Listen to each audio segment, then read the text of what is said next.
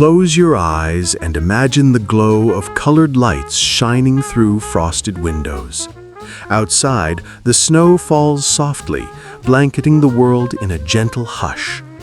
The air smells crisp and clean, and the only sound is the faint jingle of a distant bell and the laughter of neighbors somewhere down the street. Inside, a warm fire crackles, and the golden light dances across the walls. The scent of pine, sugar cookies, and cinnamon fills the air. It is Christmas. Not the busy kind we know today, but the kind that lived in the quiet corners of memory, where joy was simple and every small thing felt sacred. The year might be 1955, or perhaps 1962.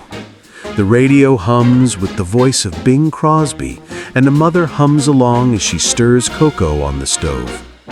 A father adjusts the star on top of the tree, while his children press their noses to the window, watching snowflakes swirl under the streetlight.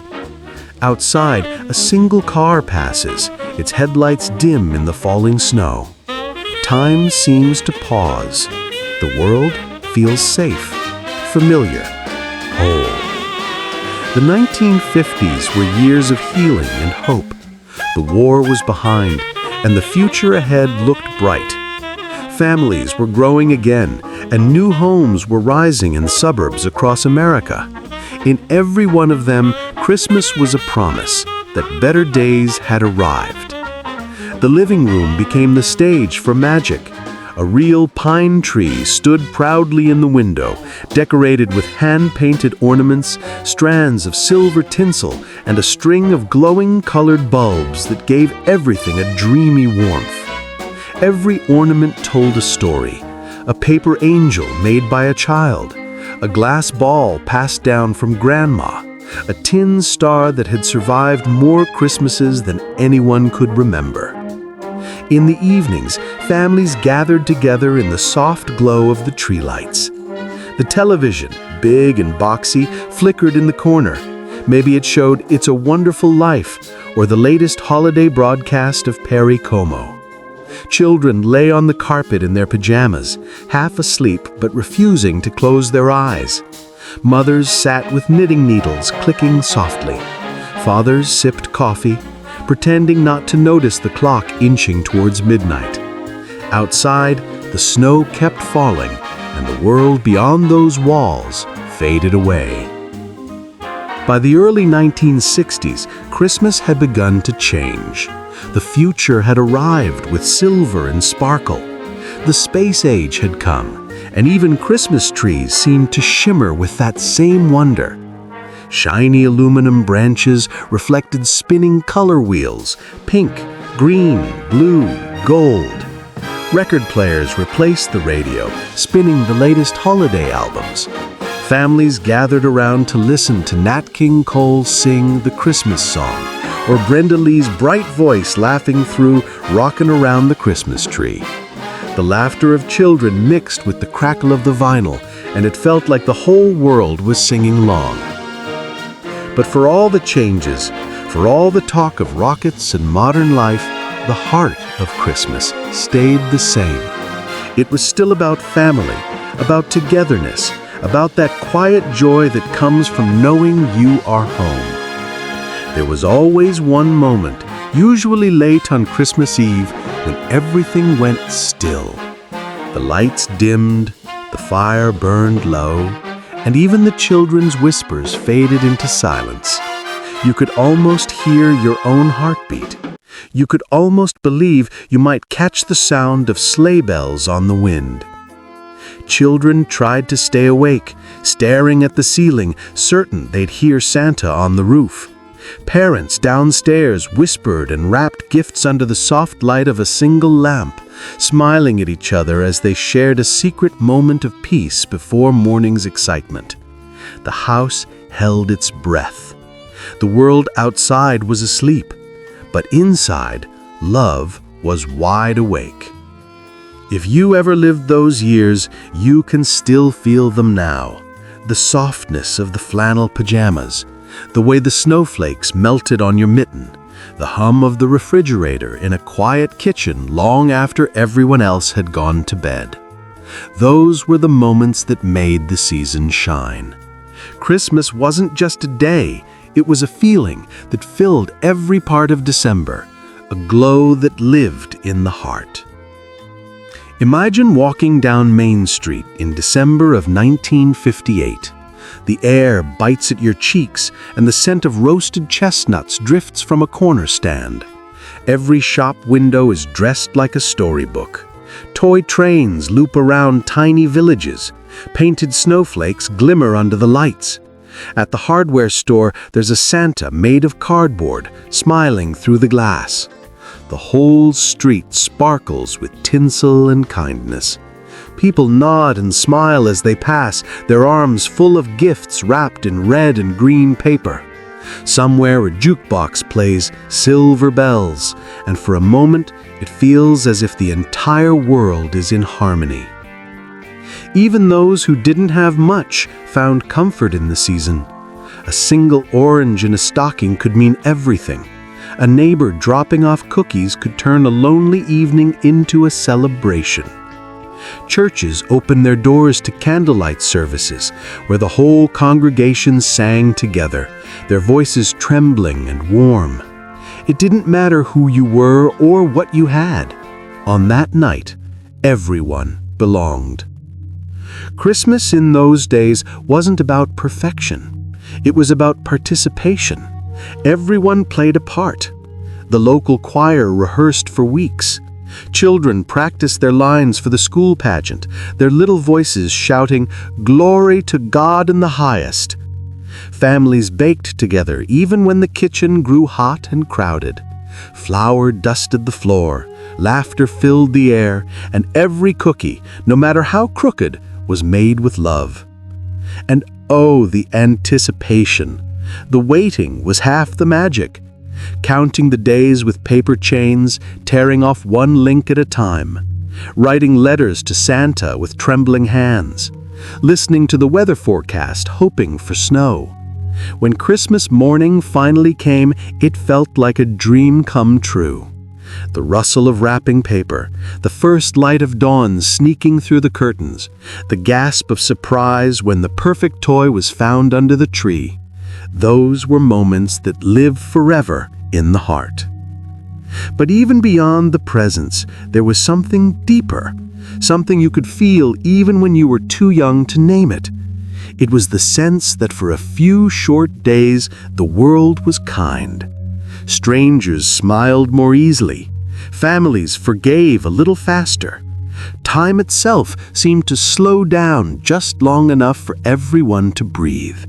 There was peace, not the grand kind written about in history books, but the quiet kind that sits beside you and says, "Everything is going to be okay."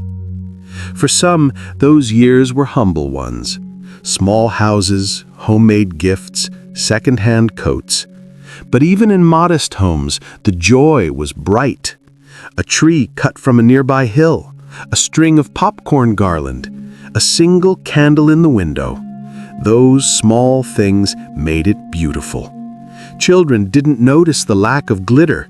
They saw only the glow of love, and that was enough. Now, so many decades later, the memories remain.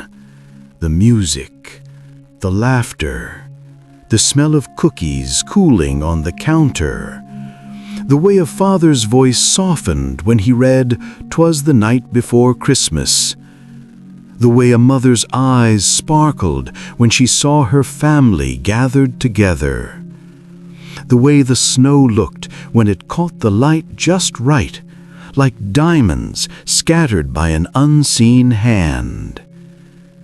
Tonight, we return to those memories, to those homes filled with warmth, to those streets lined with twinkling lights, to that golden time when Christmas felt eternal. Over the next 2 hours, we'll revisit the heart of those holidays, the songs, the stories, The radio jingles and TV specials, the gifts and gatherings that made every December unforgettable. Each memory is like an ornament hanging from the branches of time, still shining, still bright. So pour yourself a warm drink, pull a blanket close, and let the world outside fade away. You are home again, home in a simpler, softer, more beautiful time. The world may have changed, but the spirit of Christmas, that quiet hope, that gentle joy, that everlasting love still glows in every heart that remembers. Decorating the tree. There was no moment in the season more sacred, more exciting than decorating the Christmas tree. It was the heartbeat of the holiday, the centerpiece of the home, the sparkling promise that Christmas had truly arrived. In the 1950s, most families chose a real pine or spruce, bought fresh from a local lot or cut from the woods on the edge of town. Fathers tied them to the roof of the car, the cold air whipping through the windows as children in the backseat shouted, "That one's perfect." The scent of sap clung to their mittens, filling the house as the tree was dragged through the front door, shedding needles like breadcrumbs along the carpet. Once it was standing, the ritual began. The box of decorations came down from the attic, a battered cardboard treasure chest filled with memories. Inside were ornaments wrapped in old newspaper, strings of tinsel tangled like silver hair, and the faint smell of cedar and thyme. Mothers opened the box with care, as though unveiling history. Dad's job, of course, was always the lights. Every family had that one string of bulbs that refused to cooperate. He'd stretch the cords across the floor, muttering good-natured complaints, testing each socket with patience and a touch of stubborn pride. "Every year, one bulb refuses to light," he'd say, holding it up to the lamp, "and every year I swear it has its mind of its own." The children would giggle, sitting cross-legged nearby, waiting for the moment the room would burst into color. And then, click, the lights came alive. Red, blue, green, and gold glowed against the branches, and suddenly the living room became a small piece of heaven. There was something almost ceremonial about those moments. The tree wasn't just decoration. It was family, memory, and anticipation all woven together. Each ornament had a story. The delicate glass bauble from Germany that survived 3 moves, the painted wooden angel made in kindergarten, the paper chain from the year when money was tight and everyone crafted decorations by hand. And then there were the bubble lights, tiny glass tubes filled with colored liquid that shimmered and danced when warmed. Children would crouch close, eyes wide, watching the bubbles rise and fall like magic trapped inside glass. Those lights didn't just shine, they lived. By the late 1950s and into the 1960s, aluminum trees began to make their appearance, futuristic and strange, yet somehow enchanting. They sparkled like starlight, their branches catching the light of a rotating color wheel that slowly turned the whole room from blue to red to green to gold. Some families thought them too modern, too cold. Others found them dazzling, a sign that the future had arrived in their very living room. No matter the style, pine-scented and natural, or metallic and space-age, the act of decorating was always the same. The youngest child placed the first ornament. The oldest helped steady the ladder as the star was lifted to its rightful place. Mothers adjusted garlands with practiced eyes. Fathers stepped back, folded their arms, and nodded with satisfaction. When the final touch was added, that shining star or glowing angel, everyone stood still for a moment, just looking. The room filled with quiet pride. The reflection of the lights shimmered in the window, and if you looked closely, you could see the reflection of the family itself, gathered, smiling, whole. Afterward came the cocoa, the soft music, the laughter. The radio played softly in the background, perhaps Perry Como or Andy Williams. Children lay on the rug, watching the lights twinkle and blur as their eyes grew heavy. Mothers tidied the boxes, fathers turned off the overhead lamp, and the glow of the tree became the only light in the room. That moment, the first night the tree stood complete, was the very soul of Christmas. The house smelled of pine and candle wax, of cocoa and safety. Outside, snow fell quietly, muffling the world. Inside, everything shimmered in the gentle glow of love. For the rest of December, that tree was the heart of the home. Each morning, the children would run downstairs just to see it again, as if surprised it was still there. Each evening, the family would sit nearby, reading, talking, simply being together. The tree was never just decoration. It was memory made visible, a promise that light would always return, even in the darkest winter. Homemade crafts and cards. Once the tree was trimmed and glowing softly in the corner, another kind of magic began to fill the house, the magic made by hand. Christmas in the 1950s and 1960s wasn't complete without the smell of glue, construction paper, and glitter scattered across the kitchen table. Every December, families transformed their homes into small craft workshops. Mothers spread old newspapers over the table, setting out bowls of buttons, scraps of ribbon, and bits of colored yarn. Children came running with safety scissors, clutching paper in their mitten red hands, ready to turn imagination into decoration. Paper chains were a favorite. Strips of red and green construction paper carefully looped and glued together, one by one, until the garland stretched across the living room.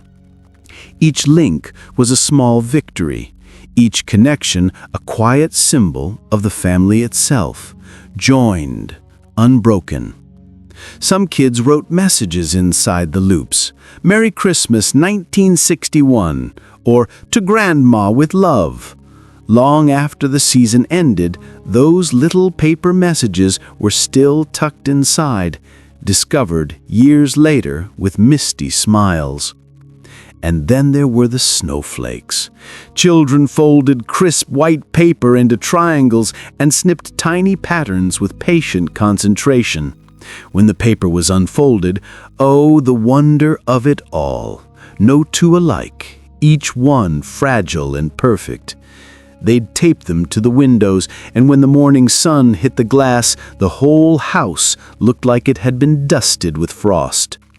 In some homes, families made ornaments from whatever they had: walnuts painted gold, popcorn strings, bits of tinfoil shaped into stars.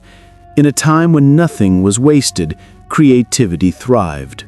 Even the Sears catalog had its role: cut out angels, reindeer silhouettes, or smiling children pasted onto cardstock to make homemade cards. Speaking of cards, few things captured the spirit of those decades more than the Christmas card ritual. Weeks before Christmas, dining room tables turned into mailing stations. Boxes of cards with scenes of snowy villages, sleighs, and glowing churches were spread out beside neat stacks of envelopes. Parents sat together after dinner, writing by hand under the soft light of a table lamp. Each card carried more than wishes. It carried connection.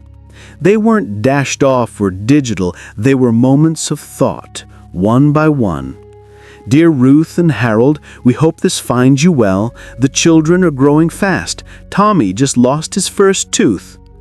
Every line was a conversation continued, a friendship maintained across miles. In many homes, the cards received were displayed proudly, pinned to a door frame, strung across a ribbon, or clipped to the mantel. Visitors would pause to look at them, recognizing names, remembering faces, asking after old friends. It wasn't just decoration, it was community made visible.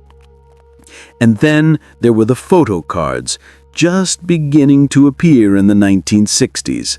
Families dressed in their Sunday best, mom in her best dress, dad in his tie, the children squirming and giggling, standing proudly beside the tree.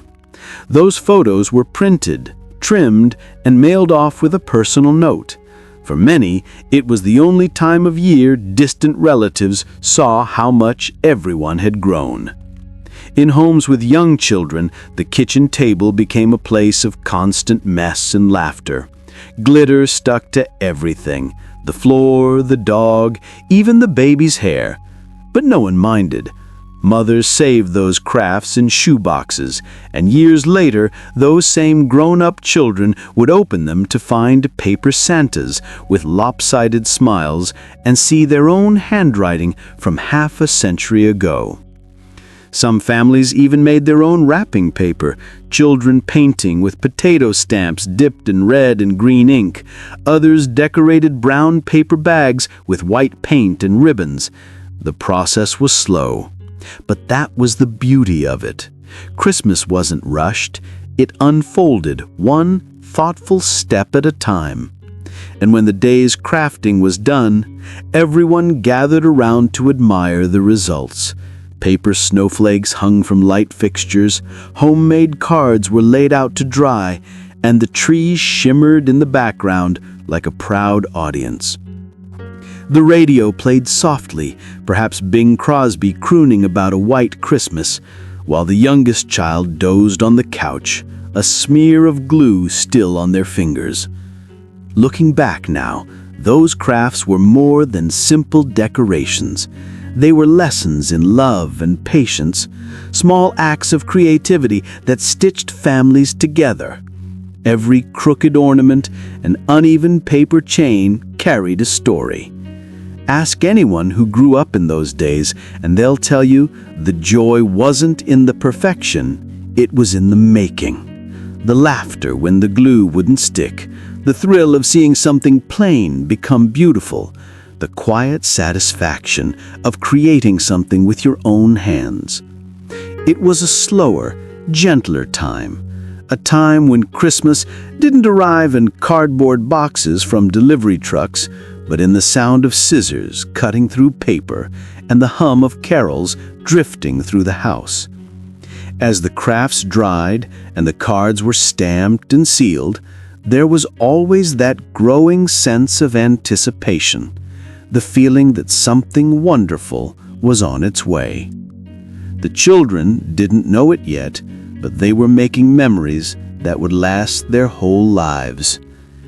And somewhere between the paper snowflakes and the envelopes addressed in neat cursive script, between the laughter and the warmth, the true heart of the holiday was quietly taking shape.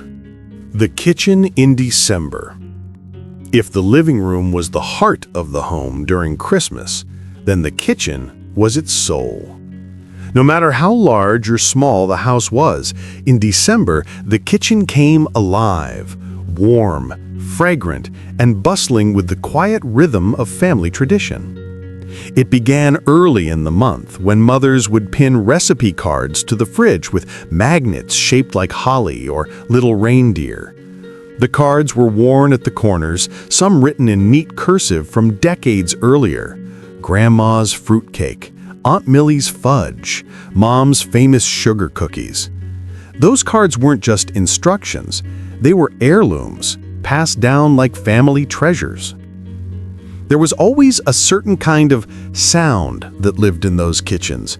The clatter of mixing bowls, the soft whir of a hand mixer, the laughter of cousins sneaking tastes from the batter bowl. The radio, perched on the windowsill, played Perry Como or Nat King Cole. And in between songs, the announcer's cheerful voice spoke of snowstorms and Christmas parades downtown. The air was heavy with the scent of cinnamon, nutmeg, and butter melting on the stove. Sugar dusted the counters like light snow. Someone was always slicing oranges for punch or sprinkling powdered sugar over warm cookies, and the hum of family conversation wove itself into the melody of the moment. Every kitchen had its signature dish, the one everyone waited for.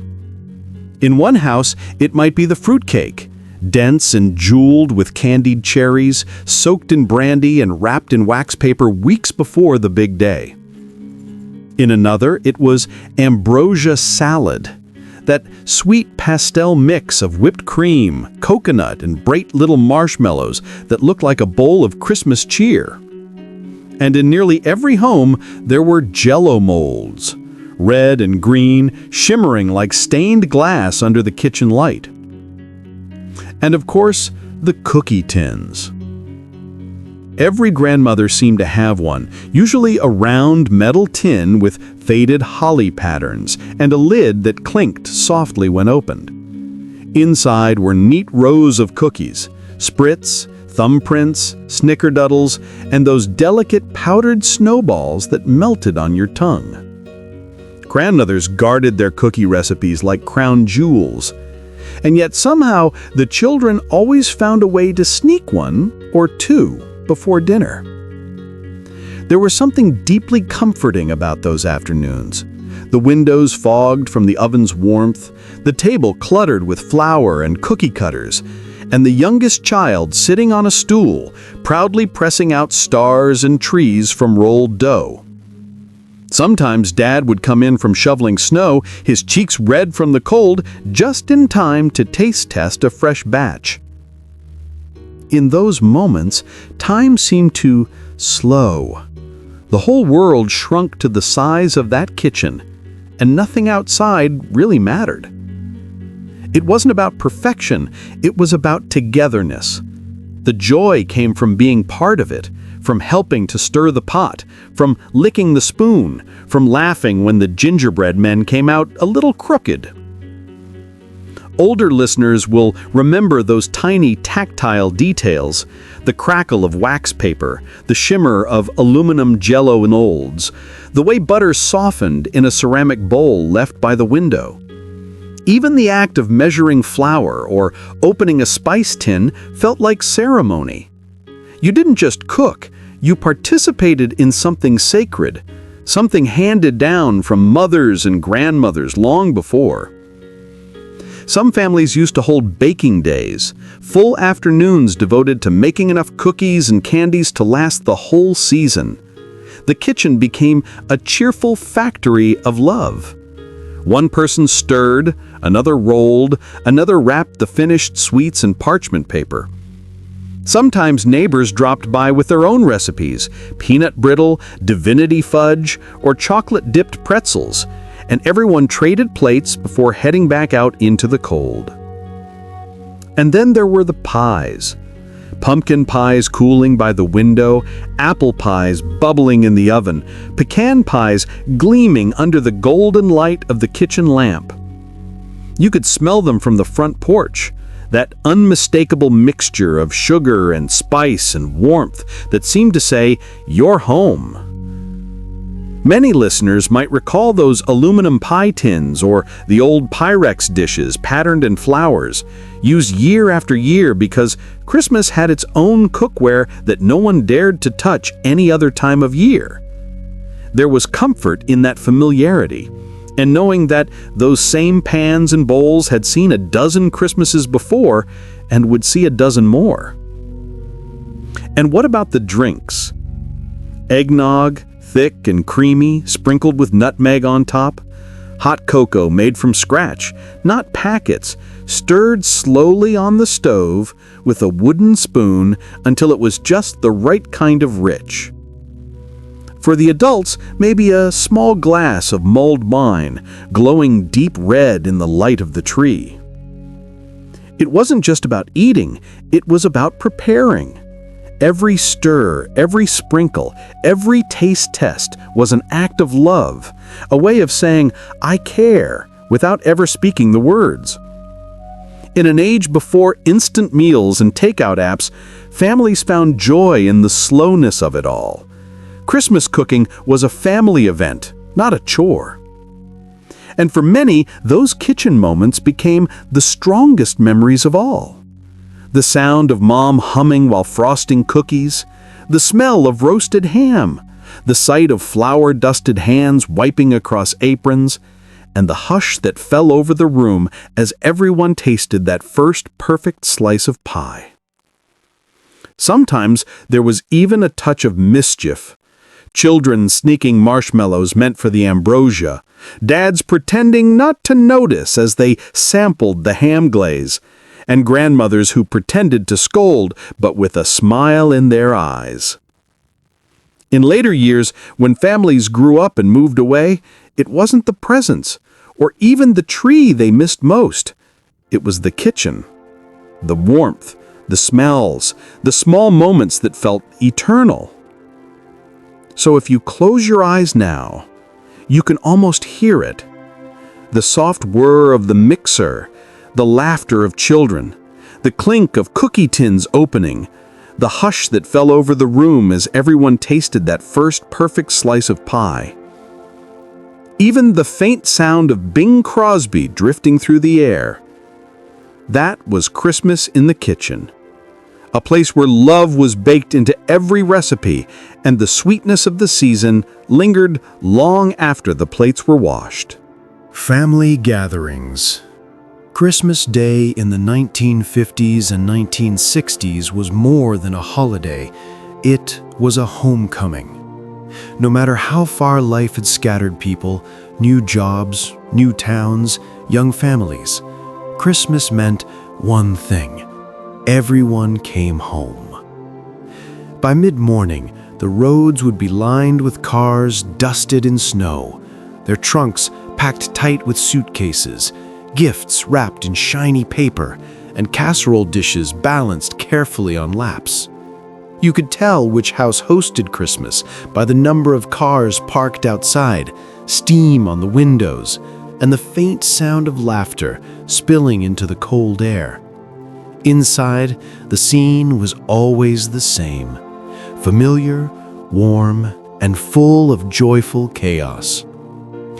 Grandparents sat in their favorite chairs, beaming as grandchildren tore through the front door. Uncles hung coats by the staircase. Aunts hurried toward the kitchen with pies still warm from the oven. There was always a baby somewhere, sleeping in a bassinet near the fire, the faint scent of baby powder mixing with pine and sugar cookies. Someone, usually Dad or Grandpa, had the radio playing in the background. Maybe it was Bing Crosby, or the local newsman giving weather updates between carols. The sound of "I'll be home for Christmas" always carried a deeper meaning when everyone truly was. The first order of business was hugs. Long, tight embraces that said everything words couldn't. Those moments, standing in the doorway surrounded by familiar faces, carried a magic that time can't quite replicate. The air filled with greetings. "Look how tall you've gotten. When did you get so big? You still making that ambrosia salad?" Laughter came easy, like it had just been waiting for this day to arrive. Soon the house would settle into a comfortable rhythm, every room alive with its own little world. In the kitchen, the women stirred, basted, and baked, trading stories while keeping an eye on the oven. In the living room, the men talked about football scores or fiddled with the new radio or television set, adjusting the antenna for the best picture. And the children? They darted everywhere, underfoot, upstairs, outside to test out a new sled or snow boots. Cheeks pink from the gold. There was always one room that became the heart of it all. Usually the dining room or the living room with the biggest fireplace. That was where the noise gathered, where the stories flowed freely, where the clock seemed to stop. Someone would eventually bring out the card table, the one with the slightly wobbly leg, and soon a game of bridge, canasta, or gin rummy would begin. The adults laughed louder than the kids, teasing each other over who cheated last year or who owed whom a nickel. And then there were the board games. Monopoly, Sorry, Clue, classics that turned the evening into friendly competition. One person would always act as the banker, usually a responsible older cousin, while the youngest tried to sneak extra turns when no one was watching. These small games, with their clinking pieces and laughter, became the soundtrack of those family nights. Food was never far from reach. On every counter, there were bowls of nuts waiting to be cracked open, trays of fudge cut into perfect little squares, and candy dishes filled with ribbon candy that stuck together if left too long. Someone would always pass around a plate saying, "Just one more cookie." And of course, everyone took one, sometimes two. The Christmas dinner itself was an event worthy of a parade. The dining table stretched to its limit, often with mismatched chairs borrowed from every corner of the house. The good china came out, along with real cloth napkins that had been carefully ironed the day before. And in the center, the star of the show, sat the roasted turkey, golden and glistening, surrounded by stuffing, mashed potatoes, cranberry sauce, and gravy that never seemed to stay in the bowl for long. The blessing before the meal was always heartfelt. Heads bowed, hands joined, the room fell quiet. In that silence, you could feel something sacred, gratitude, love, memory. Some families prayed for those who couldn't make it home that year. Others simply whispered thanks for another Christmas together. Then came the clatter of silverware, the passing of dishes, the soft murmur of conversation punctuated by laughter. Someone would tell a funny story about last year's burnt pie, or the time the dog ran off with the ham, and another would reminisce about childhood Christmases. Remember when we had to make do with just one present each? And the younger ones would listen eye wide, imagining a simpler world. As the plates emptied and the candles burned low, the conversation would turn tender. Grandparents shared memories of Christmas during the war, ration stamps, paper ornaments, gifts made by hand. Parents recalled their first Christmas as newlyweds, living in tiny apartments with borrowed furniture, but hearts full of hope. And every story, no matter how small, became part of a larger family legacy, one that would be retold year after year. After dinner came the singing. Sometimes it was just the radio playing softly, but often someone, an uncle or aunt with a good voice, would start humming a carol, and soon the whole room joined in. Silent Night, O Holy Night, White Christmas. The harmonies weren't perfect, but they were beautiful in their sincerity. The children would lie on the carpet, gazing at the twinkling lights on the tree, half asleep from the warmth and the fullness of the day. The adults lingered by the fire, sipping coffee or eggnog, talking quietly while the snow continued to fall outside. In the background, the holiday radio kept playing, softly, steadily, as if it too were part of the family. The announcer's voice spoke of other families across town doing the same thing, and somehow it made the world feel small and connected. Then, as the evening drew to a close, came the reluctant goodbyes. Coats were pulled from hooks, scarves wrapped tight, leftovers packed in foil and Tupperware. There was always promises. We'll get together more next year. Don't be strangers. Call when you get home.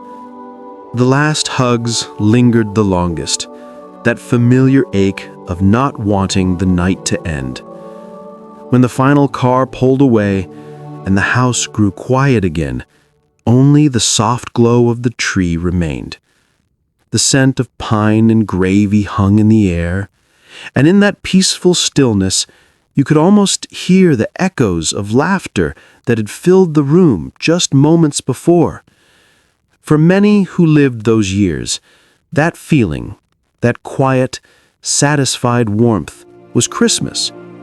Not the gifts, not the glitter, but the gathering itself. The sense that for one brief evening, everything was exactly as it should be. Everyone was home. Everyone was together. That's what made those mid-century Christmases so unforgettable.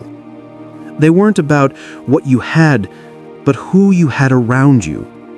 And that's the kind of joy that stays with you even decades later, every time the tree lights up and the carols begin to play. Carols and choirs. Before streaming playlists or Bluetooth speakers, Christmas music didn't just play, it lived in the air. It drifted from open church doors on cold December nights, echoed through school gymnasiums where children's voices rose in harmony, and hummed gently from radios resting on lace-covered tables. In the 1950s and 1960s, caroling was more than a tradition. It was an event. Families bundled in scarves and mittens would walk from house to house, lanterns flickering in the snow. Their breath hung in the air as they sang, not for applause, but for the simple joy of spreading warmth. The sound of those voices, slightly off-key but full of heart, carried across frosted lawns and sleeping neighborhoods like a gift no store could sell. Every town had its choir, some formed in churches, others in community halls. There was something profoundly comforting about those gatherings. The old hymnals passed from hand to hand, the gentle clearing of throats before the first note, the piano player softly pressing the keys. When the opening line of Silent Night began, it felt as if time itself slowed down. Even now, people who lived through those decades can recall exactly how it felt. The candlelight flickering on faces, the faint smell of pine and wax, and the low hum of harmony rising toward the rafters. For many, Christmas Eve service was the centerpiece of the season. You'd walk through the cold, your boots crunching against the snow, and step into the warmth of the sanctuary. Pews packed, the air glowing with candlelight. The organ would swell, the choir would begin, and there was always that one moment, maybe during O Holy Night, when everyone's voices blended into something bigger, something holy. Children fidgeted in their seats, trying not to spill the little wax candles they held, while parents sang softly, eyes shining. In that glow, generations met, the old remembering Christmases past, and the young creating memories they'd carry for life. And of course, the songs themselves. White Christmas, The First Noel, Have Yourself a Merry Christmas. They weren't just music, they were feelings, woven into melody. Ask anyone who lived then, and they'll tell you, when Bing Crosby sang, "I'm Dreaming of a White Christmas," it didn't matter if the snow was falling or not. You could feel it. The hush, the beauty, the longing. That song alone could make a living room feel like home. Bing Crosby was more than a singer. He was the sound of Christmas. His voice carried a calm assurance, a softness that wrapped around listeners like a wool blanket. Every note he sang felt personal, as if he were sitting beside the fire with you, sharing memories of holidays gone by. His 1942 recording of White Christmas became the best-selling single of all time, and in the 50s and 60s, it played in nearly every household, every diner, every corner store, And he wasn't alone. The voices of Perry Como, Nat King Cole, and Andy Williams each had their own flavor of warmth. Nat's velvet baritone gave us the Christmas song, Chestnuts Roasting on an Open Fire, a song so timeless that even now it can make a whole room go still. Perry Como's It's Beginning to Look a Lot Like Christmas brought a cheerful wink, while Andy Williams reminded everyone that it's the most wonderful time of the year. These weren't just performers, they were companions. Every December they returned faithfully through the crackle of AM radio or the whir of the turntable, bringing with them a promise that no matter how much the world changed, Christmas would always sound the same. And yet, it wasn't just the professionals who made the season sing. The true music of the holidays came from living rooms, from children practicing in front of the mirror, from fathers humming while untangling light cords, from mothers singing along while stirring the gravy. Some families even gathered around the piano, taking turns to sing carols by memory, their laughter blending into every tune. Outside, the neighborhood echoed with sound. Some nights, the local high school choir would walk door to door, their voices drifting like snowflakes. Hark, the herald angels sing, echoing off clapboard houses. Elderly neighbors would open their doors, faces glowing in the porch light, and sometimes press a few coins or cookies into mittened hands as thanks. For those who lived it, Christmas wasn't just seen, it was heard. The harmony of voices in the night, the ring of church bells across the town square, the way a single carol could make you stop, look at the stars, and feel for just a moment that all was calm and all was bright. Radio memories. Before televisions glowed in living rooms, before the sparkle of color broadcasts and animated Christmas specials, the heart of December lived inside a wooden box, the radio.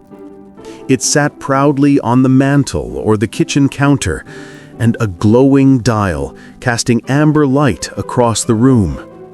On cold winter evenings, families gathered around it as if it were a fireplace for the imagination.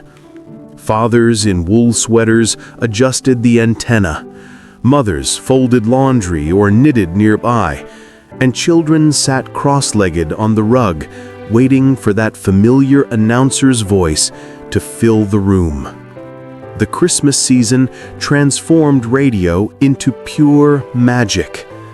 Those who lived through the 1940s, 50s, and early 60s can still remember the thrill of hearing the first holiday jingle on the airwaves.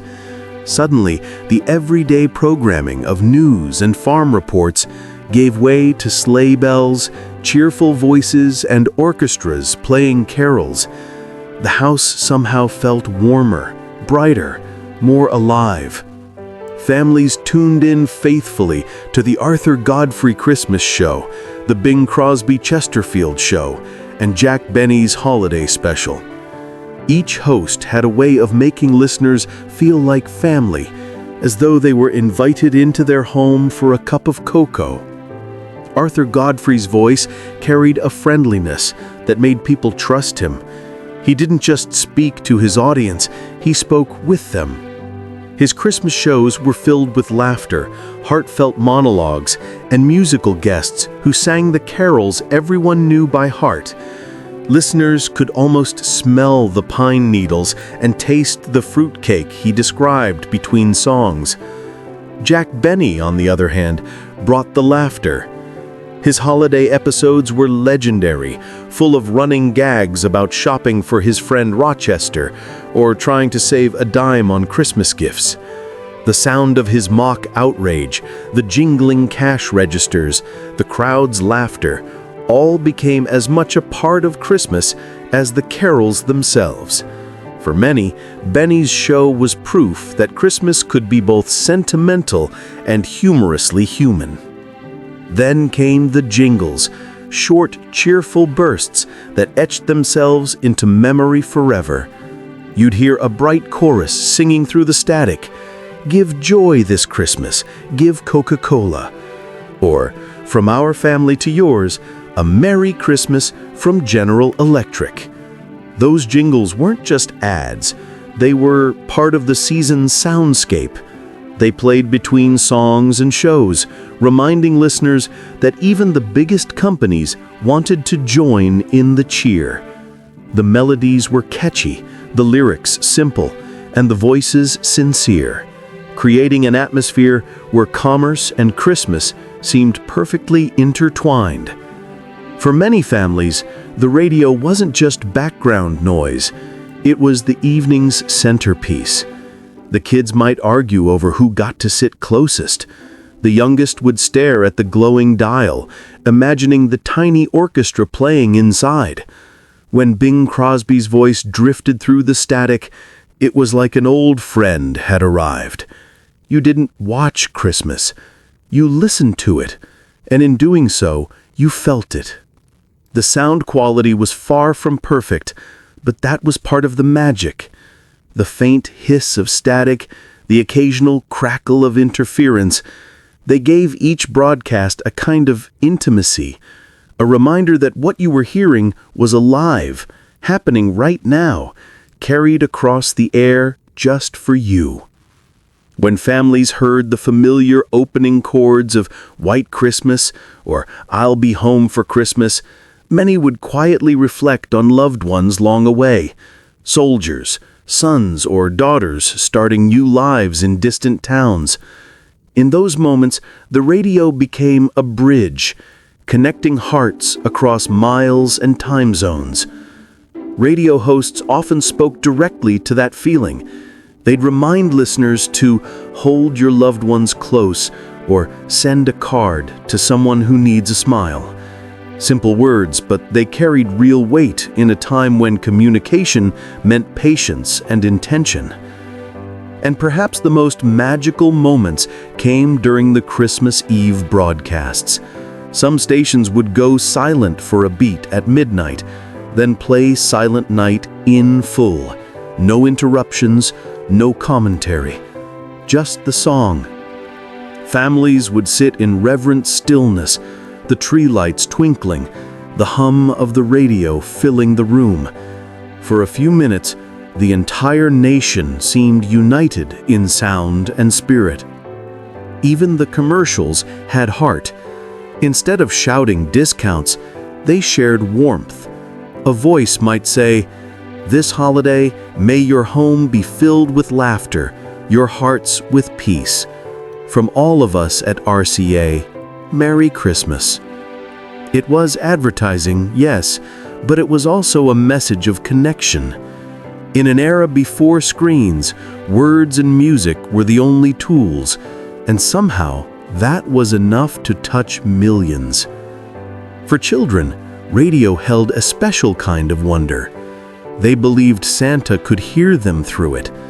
On Christmas Eve, many local stations hosted Santa call-ins, where kids would send postcards or phone the station to tell Santa what they wanted.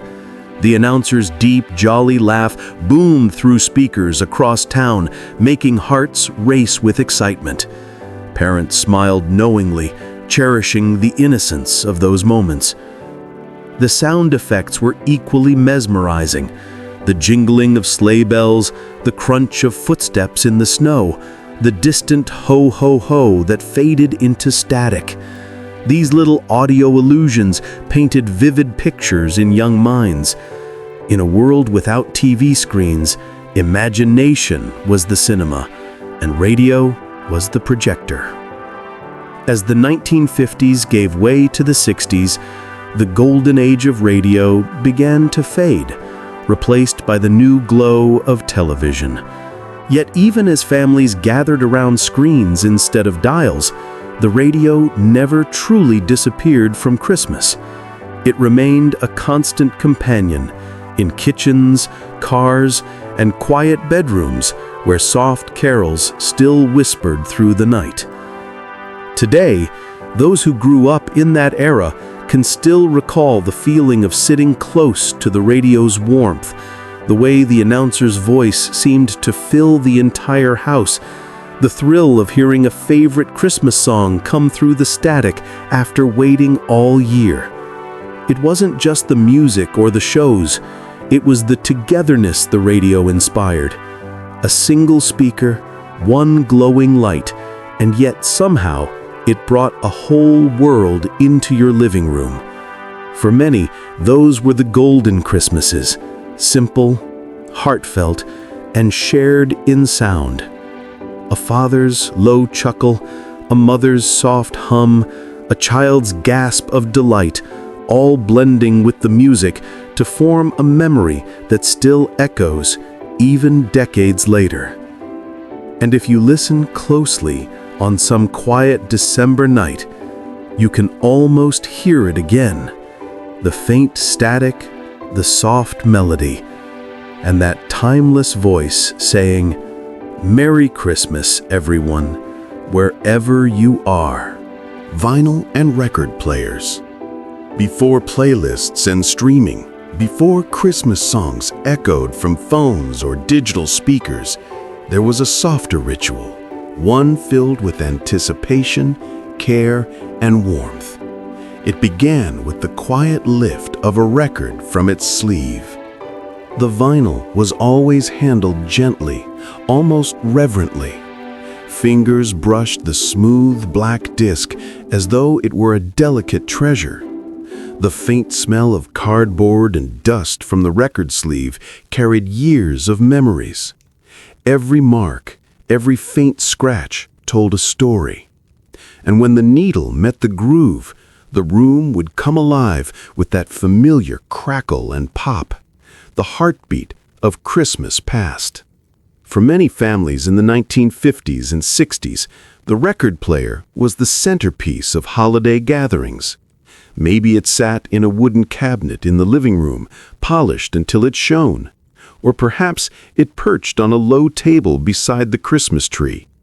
The sound that came from it wasn't perfect, but that imperfection made it real, personal, human. The first notes of Nat King Cole's voice filled the air, rich and smooth like velvet. Chestnuts roasting on an open fire.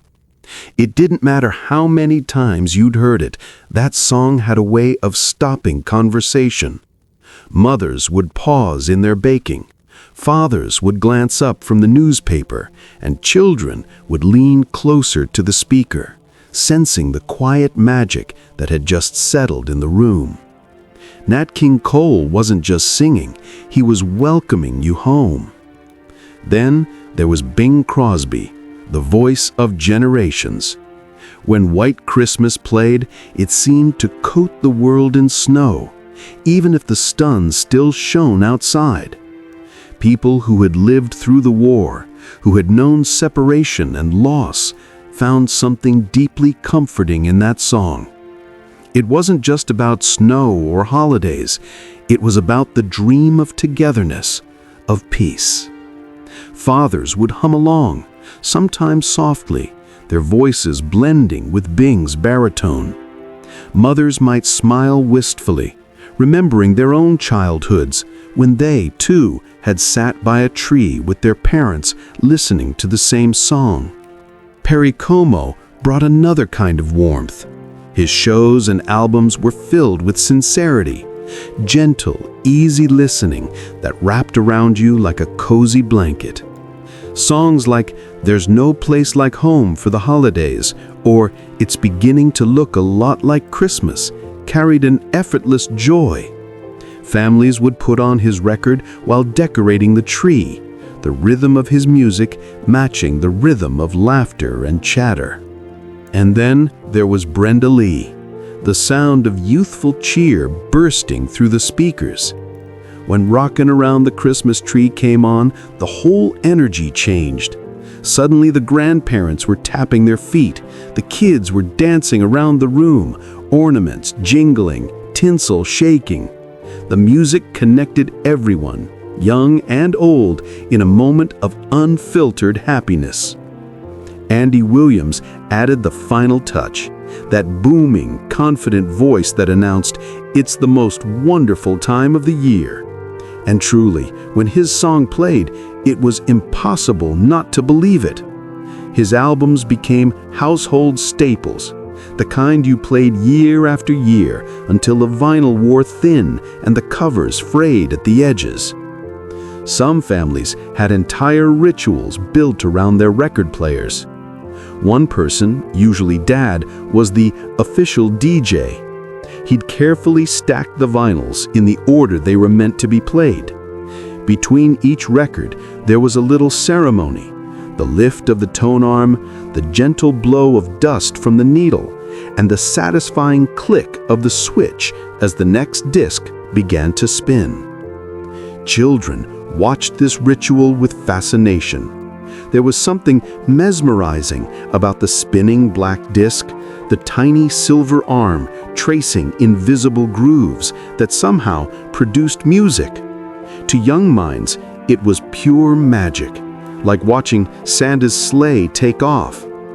And when the music started, every note seemed to vibrate through the heart of the house. The sound wasn't confined to one room. It filled the space. You could hear it from the kitchen, the hallway, even the porch. The songs drifted through doorways, mixing with the smell of pine needles, cinnamon, and cookies cooling on the counter. Sometimes the record would skip, and that was part of its charm. The little hiccup in the song would make everyone laugh. Dad would tap the needle, Mom would say, "Careful, you'll scratch it," and the kids would giggle as the music resumed its gentle flow. Those imperfections made each listening session unique, unrepeatable. In those years, owning a Christmas record collection was a point of pride. Albums lined the shelf beside family photo albums. Elvis's Christmas album, the Ray Kenneth Singers, Johnny Mathis, the Letterman. Each cover was a window into a world of color and hope. Smiling faces, snowflakes, ornaments, and words like holiday greetings written in elegant gold script. And when guests came over, the first thing a host might ask was, "What shall we put on?" Music wasn't just decoration, it was conversation. The right song could transport the room back 20 years, or remind everyone of a certain Christmas when the kids were small, or when Grandpa was still around to sing along. As the years passed and technology evolved, some of those vinyls became scratched, warped, or tucked away in boxes. But even now, for many older listeners, that memory of the warm analog sound remains unmatched. There was something profoundly intimate about the experience, the deliberate act of choosing a record, the physicality of placing it on the turntable, and the anticipation of waiting through the pops before the music began. It wasn't instant gratification, it was earned joy. And perhaps that's what made those moments so special. Every Christmas song carried weight, not just as music, but as a vessel of memory. Each time Nat King Cole sang "Merry Christmas to You," he wasn't just singing into a microphone. He was speaking directly to millions of living rooms filled with light and laughter. Even today, when those same songs play on digital speakers, they somehow still carry the warmth of vinyl. You can almost hear the faint crackle in your mind, the soft hum of the needle, the distant echo of laughter in the background. Because it wasn't just the sound that mattered, it was the feeling of being home, of time slowing down for just a few songs, of knowing that as long as those voices played, Christmas would always be here. And so the record spins again, even if only in memory, carrying with it all the love, laughter, and nostalgia of Christmases long ago. The first TV Christmas specials. By the late 1950s, the radio that had once filled living rooms with laughter and carols began to share its crown. Another kind of glow had entered the home, the soft blue-white light of the television screen. It wasn't just a box, it was a window. And for the first time, Christmas could be seen as well as heard. Families who once gathered around the radio now gathered around the TV set, sometimes pulling their armchairs close, dimming the lights, and adjusting the rabbit ears' antennas in hopes of a clearer picture. The world was changing, and yet, in those moments of flickering black and white, something familiar remained. Christmas was still about warmth, laughter, and togetherness. And the very first holiday specials captured that perfectly. One of the earliest and most cherished was Perry Como's Christmas in Hawaii, 1957. It was the kind of television event people planned their evenings around. Dinners were finished early, dishes stacked neatly in the sink, children bathed and in their pajamas. Mothers called out, "It's starting!" and everyone rushed to the living room. The screen flickered to life, palm trees swaying, waves shimmering in the Hawaiian sun. And there was Perry Como, smiling, relaxed, his voice smooth as ever. It was Christmas, yes, but with a tropical twist. People in snowy states marveled at the sight of Santa in a Hawaiian shirt, and for the first time, television transported them beyond their own snowy front yards. Still, despite the setting, the feeling was the same, that gentle spirit of kindness and connection. Perry's show wasn't flashy, it was heartfelt. His easy charm made people feel as though he was singing just for them. Couples held hands, children leaned against their parents, and for an hour, the whole world felt a little softer. By the early 1960s, Christmas television had truly found its rhythm. Every network wanted to create that one special that families would talk about for years. And then, in 1964, it happened. A reindeer with a glowing red nose changed everything. Rudolph the Red-Nosed Reindeer, the Rankin and Bass stop-motion special, aired for the first time and instantly became a classic. The animation, charmingly simple by today's standards, was mesmerizing to those who saw it back then. The figures moved with a gentle, almost dreamlike rhythm, and the snow seemed to sparkle just enough to make children believe it was real. The story itself carried deep meaning. Rudolph, the little reindeer who didn't fit in, showed that being different was something to be celebrated. Parents watched and smiled knowingly, children watched and felt seen. When Rudolph guided Santa's sleigh through the storm, cheers could be heard in living rooms across America. That moment wasn't just entertainment, it was shared emotion. Families laughed, sang along, and maybe even wiped away a tear. Television had officially become part of Christmas tradition. Soon after, more specials followed. A Charlie Brown Christmas in 1965 with its simple animation and profound message about the true meaning of the holiday.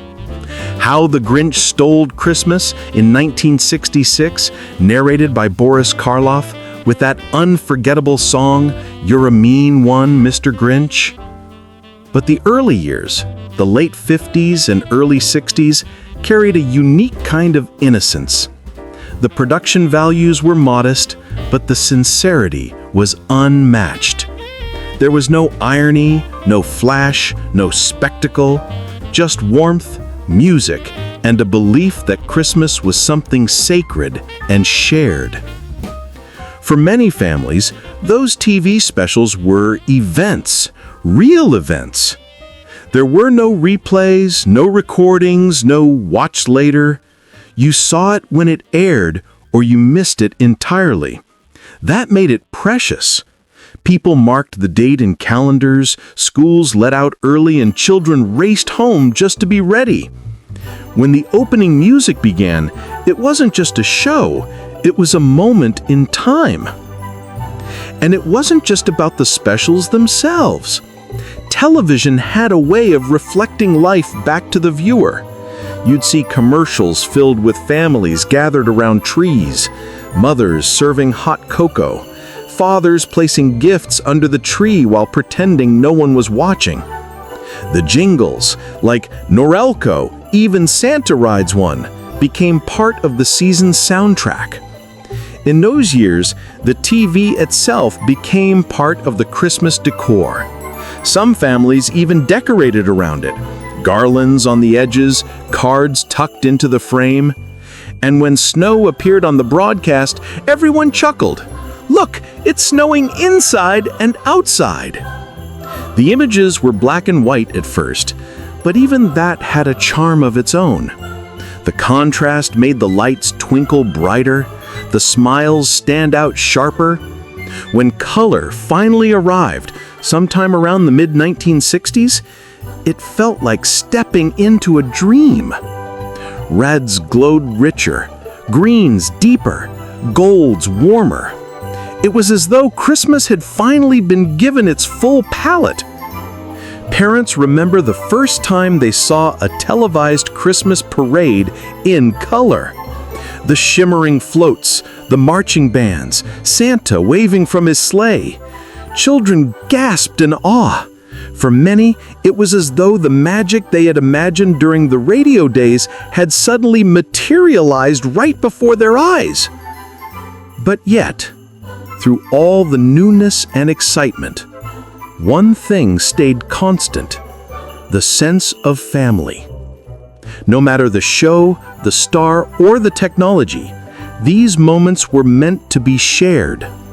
The laughter of the audience, the music swelling at just the right time, the camera slowly panning across a glowing Christmas tree, all became a backdrop for real memories unfolding in living rooms everywhere.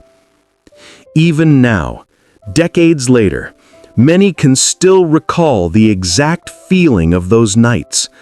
The hum of the television, the warmth of the fire, the faint rustle of wrapping paper being prepared in the next room. Maybe the tree lights blinked gently beside the screen, or a cat curled up near the radiator purring softly. When the final credits rolled and the TV screen faded to black, there would be a moment of quiet, the kind that only comes after something truly beautiful. Parents might say, "Well, that was lovely." Children yawned and stretched, and someone would softly hum the last tune as they turned off the lights. It was the end of a program, but the beginning of a memory. Those early TV specials didn't just show Christmas, they became Christmas. They brought together generations, blended sound and sight, and turned ordinary homes into theaters of wonder. And even now, when those same shows reappear on modern screens each December, something magical happens. For a brief, fleeting hour, the world slows down again. Families, old and new, gather, lights dim, cocoa steaming, and that same warm glow fills the room. Because the magic never really left. It's still there, flickering softly on the screen, whispering through the years, "Merry Christmas," from our family to yours. The final notes of the carol fade. The record turns silently, the needle resting in its groove. Only a faint hiss remains, like snow falling in sound. The glow on the television fades. Someone rises from the couch and switches off the set. The room falls into that soft December quiet, peaceful and warm. Outside, wind moves through the eaves, whispering against frosted glass. In the distance, a church bell rings, slow and steady. Laughter drifts from down the street, carried by the winter air. The living room glows faintly. Tree lights twinkle. Tinsel trembles with the faint hum of the house. A cup of cocoa sits half-finished. A pair of slippers waits by the hearth. A cat curls deeper into the couch cushion. It's the sound of after. After the music, after the show, after the long evening spent together. A quiet only December can bring. Beneath the silence, another rhythm begins. The hum of tires on snow, the jingle of a store door, the chatter of voices. The world widens. Now it's downtown. Strings of lights hang over the streets, reflections shimmering in melting snow. Shop windows glow with motion, mechanical Santas waving, toy trains circling tiny tracks, mannequins smiling in wool coats and scarves. A loudspeaker plays silver bells. Shoppers bustle past, carrying paper bags tied with twine.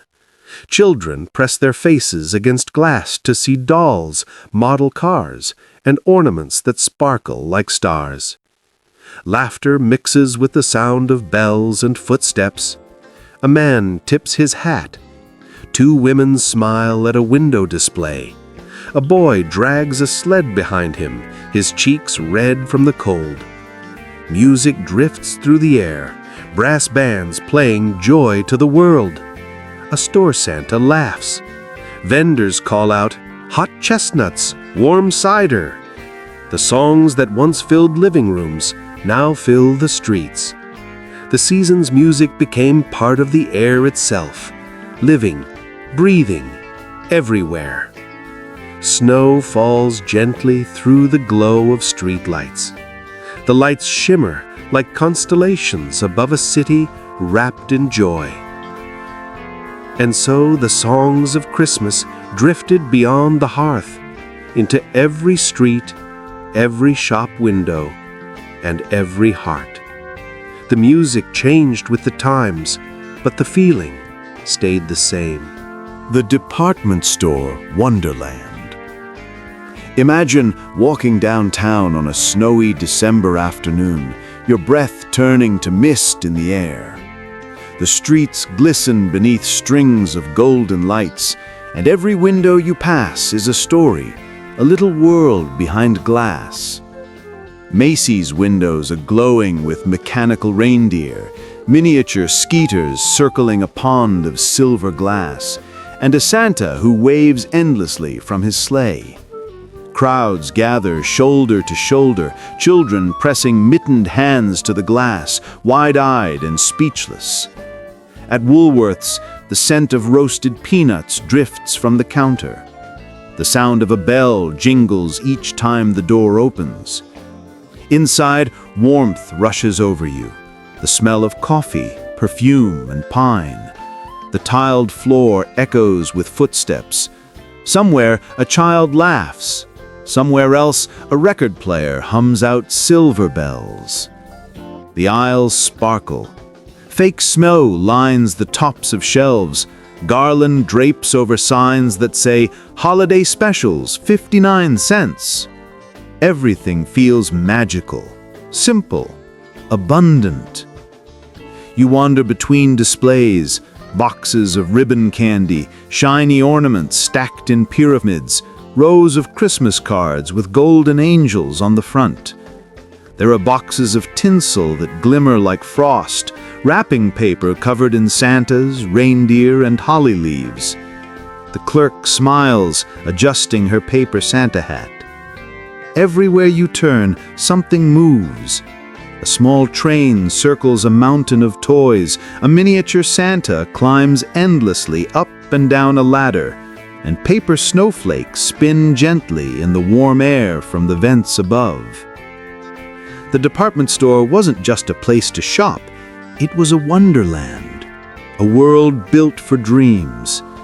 It was where families came to walk slowly, hand in hand, without hurry. The joy wasn't in what you bought, it was in what you saw, what you smelled, and what you heard.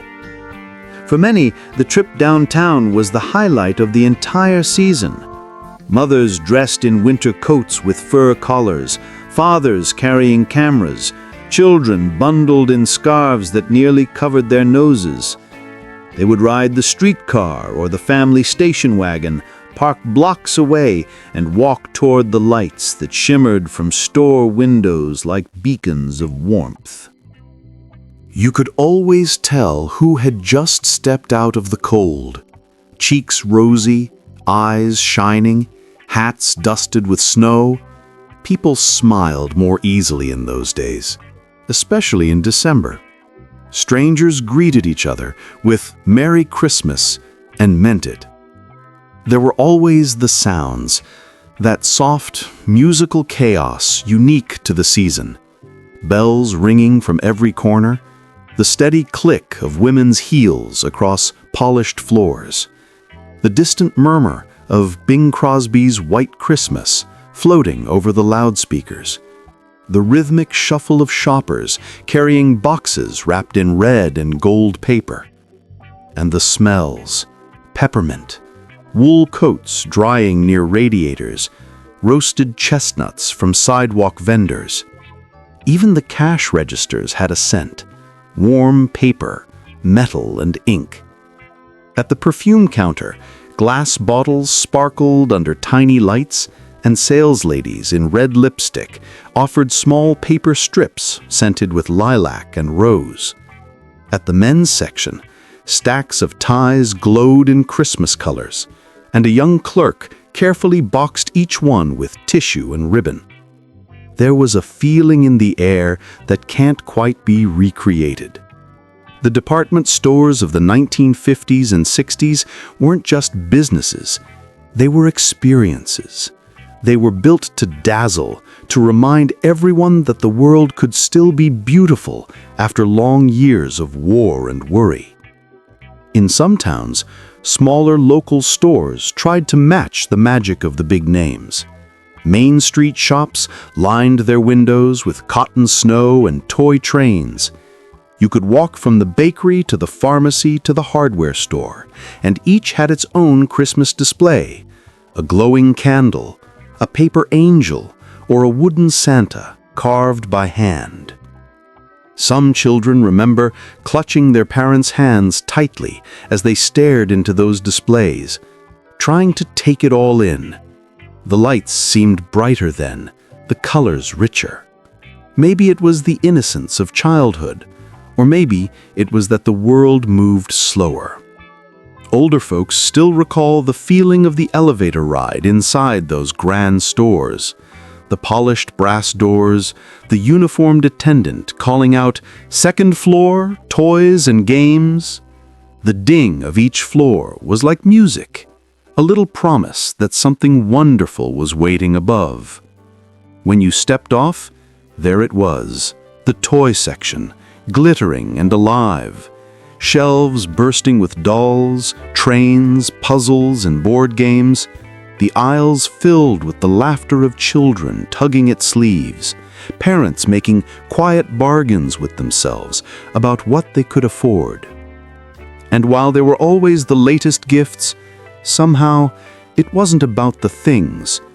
It was the ritual, the annual pilgrimage to see the lights, the decorations, the hope in every smiling face.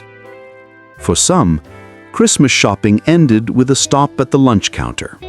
A grilled cheese sandwich, a cup of cocoa, maybe a slice of pie. The counter was crowded, but everyone was in good spirits. You could feel the hum of happiness in the air.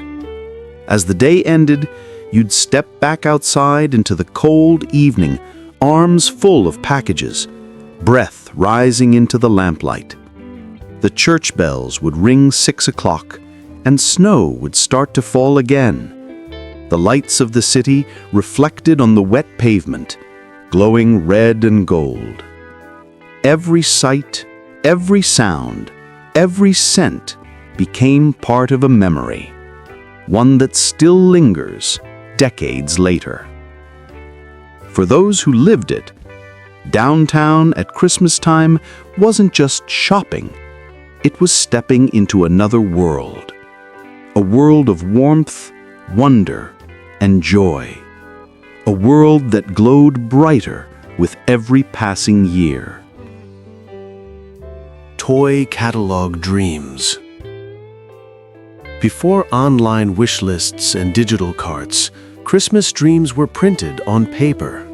Thick, glossy paper that smelled faintly of ink and excitement. Every November, mailboxes across America delivered the most magical book of the season, the Sears Wish Book. For many families, it wasn't just a catalog. It was a doorway to imagination. The moment it arrived, everything stopped. The world could wait, supper could wait, even homework could wait. Children raced to the kitchen table, elbowing for space, flipping through the shiny pages filled with toys that seemed to leap straight out of dreams. The first page always sparkled. Colorful trains, dolls with blinking eyes, bright plastic trucks, and model airplanes soaring across the sky. The wish book became a family tradition. Some kids flipped through it alone, whispering to themselves, circling favorite toys in blue pen or crayon. Others made it a shared ritual. Siblings huddled side by side, pointing and laughing, bargaining over who would pick first. "Mama, look! The Barbie dream house has an elevator this year." "Dad, they've got a Tonka dump truck with real steel wheels." In homes everywhere, those words echoed. Across the living rooms and kitchens of the 1950s and 60s, the catalog turned ordinary evenings into little adventures. Children studied those pages until they were soft and wrinkled, corners bent, circles drawn so many times the ink bled through. Some even tore out pages to keep under their pillows, as if Santa might be able to read their dreams in the night. Parents smiled quietly, pretending not to notice as they made their own secret notes. Page numbers scribbled on envelopes, small stars in the margins. They'd sneak a look later, after bedtime, to plan surprises that would make Christmas morning unforgettable.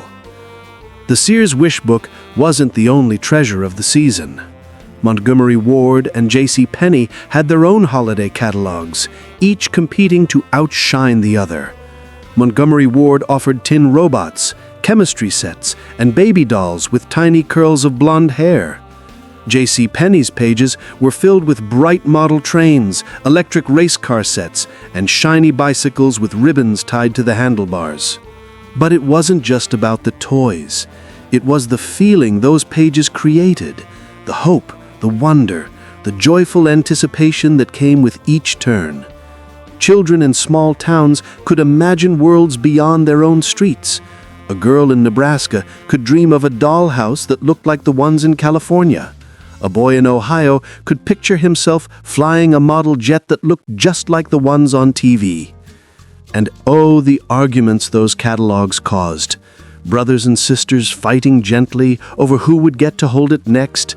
Parents hearing the same request over and over. "Please, just one more look." Some kids even took the catalogs to school, slipping them into desks to show friends at recess. Circles, stars, and arrows filled the pages until the whole book looked like a colorful map of dreams. It wasn't only the toys that fascinated children, it was the presentation, the shining photographs, the tiny details, the way the toys were staged in perfect little worlds. Barbie posed in her convertible beside a miniature palm tree. A Lionel train curved past a cardboard mountain. A smiling boy held a gleaming red sled, ready to race down an imaginary hill. Every image felt alive, like a promise waiting to be fulfilled. Adults loved the catalogs too. Mothers flipped through the clothing pages, admiring holiday dresses and fur-trimmed coats. Fathers studied the electronics section, the new RCA televisions, the shiny transistor radios, and Polaroid cameras that could print photos instantly. But everyone knew the heart of the book was the toy section. That's where dreams lived. There was something innocent and honest about the way those toys captured joy. There were no flashing screens or batteries to charge, just imagination waiting to be set free. Dolls that closed their eyes when laid down, toy soldiers standing proud in their boxes, tin wind-up cars that rattled across the floor, and plush teddy bears with stitched smiles. One of the most popular pages was always the bikes. Shiny new bicycles with chrome handlebars, colorful seats, and little white wall tires. Children traced the outlines of their favorite ones with their fingers, imagining the freedom of coasting down the street, the wind in their faces, the sound of laughter echoing behind them. And there were the erector sets, small metal beams and nuts and bolts that could build anything from a bridge to a crane. Parents loved those gifts. They were toys that built minds, and every child who got one felt like an inventor, a creator of worlds. For many families, the catalog became part of the season's rhythm. It sat on the coffee table beside the bowl of walnuts and oranges, always nearby for another round of dreaming. It wasn't unusual for guests to pick it up during visits, flipping through with nostalgic smiles, pointing out the gifts they had once wished for too. Years later, those same children, now grown, would remember that sound, the crinkle of glossy paper, the whisper of turning pages, the smell of the ink. Those sensations became stitched into their memories, as much a part of Christmas as the tree or the carols. Some people still have those old catalogs tucked away in boxes, yellowed with age. They open them now and find themselves transported back to a cozy, magical, golden glow of Christmas in the 1950s and 60s. We wore those pages thin, but in doing so, we made the memories thicker, layered with laughter, hope, and love. In a world before screens, those pages were magic. They gave shape to our dreams, color to our wishes, and joy to our waiting hearts. We didn't just look at toys, we imagined whole worlds, and in those worlds, everything was possible. Santa encounters. For many children of the 1950s and 1960s, there was no moment more thrilling or terrifying than finally meeting Santa Claus. He was larger than life, mysterious, and somehow both familiar and strange.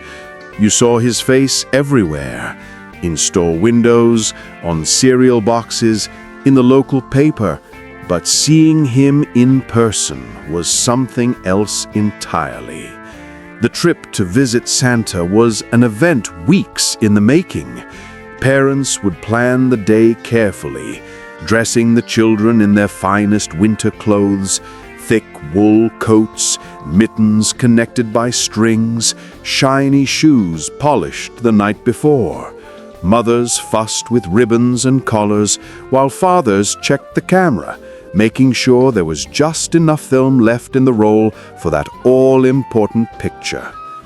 Downtown streets bustled with energy. Bells rang at every corner, calling out for donations. Shoppers hurried past with paper-wrapped packages, the air filled with the scent of roasted chestnuts and peppermint. And somewhere in the distance, faint music drifted. "Here Comes Santa Claus," played through the crackling outdoor speakers of the department store. That's where the line began, a long, winding snake of children and parents twisting through the aisles of glittering decorations, past shelves of toys and bright red tinsel. The wait felt endless. Time stretched like taffy as every child inched closer to that velvet chair under the arch of fake snow. Some clutched their parents' hands, others rehearsed what they would say. "A new doll, please," or "a shiny red fire truck." A few brave souls practiced their smiles, determined to impress. But there were always the nervous ones, too, the ones whose courage faltered at the last moment, who suddenly weren't so sure about sitting on the lap of a man with a beard like a snowdrift. And who could blame them? To a 5-year-old, Santa was enormous, his suit a blaze of red, his laughter booming through the store. His eyes twinkled, but that beard, that deep voice, that big gloved hand reaching out, it could be a lot to handle. There were tears sometimes, trembling lips, quick escapes back into Mom's arms. Every family had at least one photo like that, the crying Santa picture, destined to be shown and laughed about for decades. But oh, when it went right, what a moment it was. A child climbing up onto that lap, whispering their wish while Santa nodded solemnly, as if taking notes in some invisible book. Parents stood just behind the camera, smiling, hearts full. The flash bulb popped, freezing the moment in time. Rosy cheeks, wide eyes, and a look of pure belief. Some Santas were gentle, soft-spoken men who seemed born for the part. They asked about school, about the family dog, or about whether the little one had been kind to their sister this year. Others were jolly and booming, laughing loud enough to make even the shyest child giggle.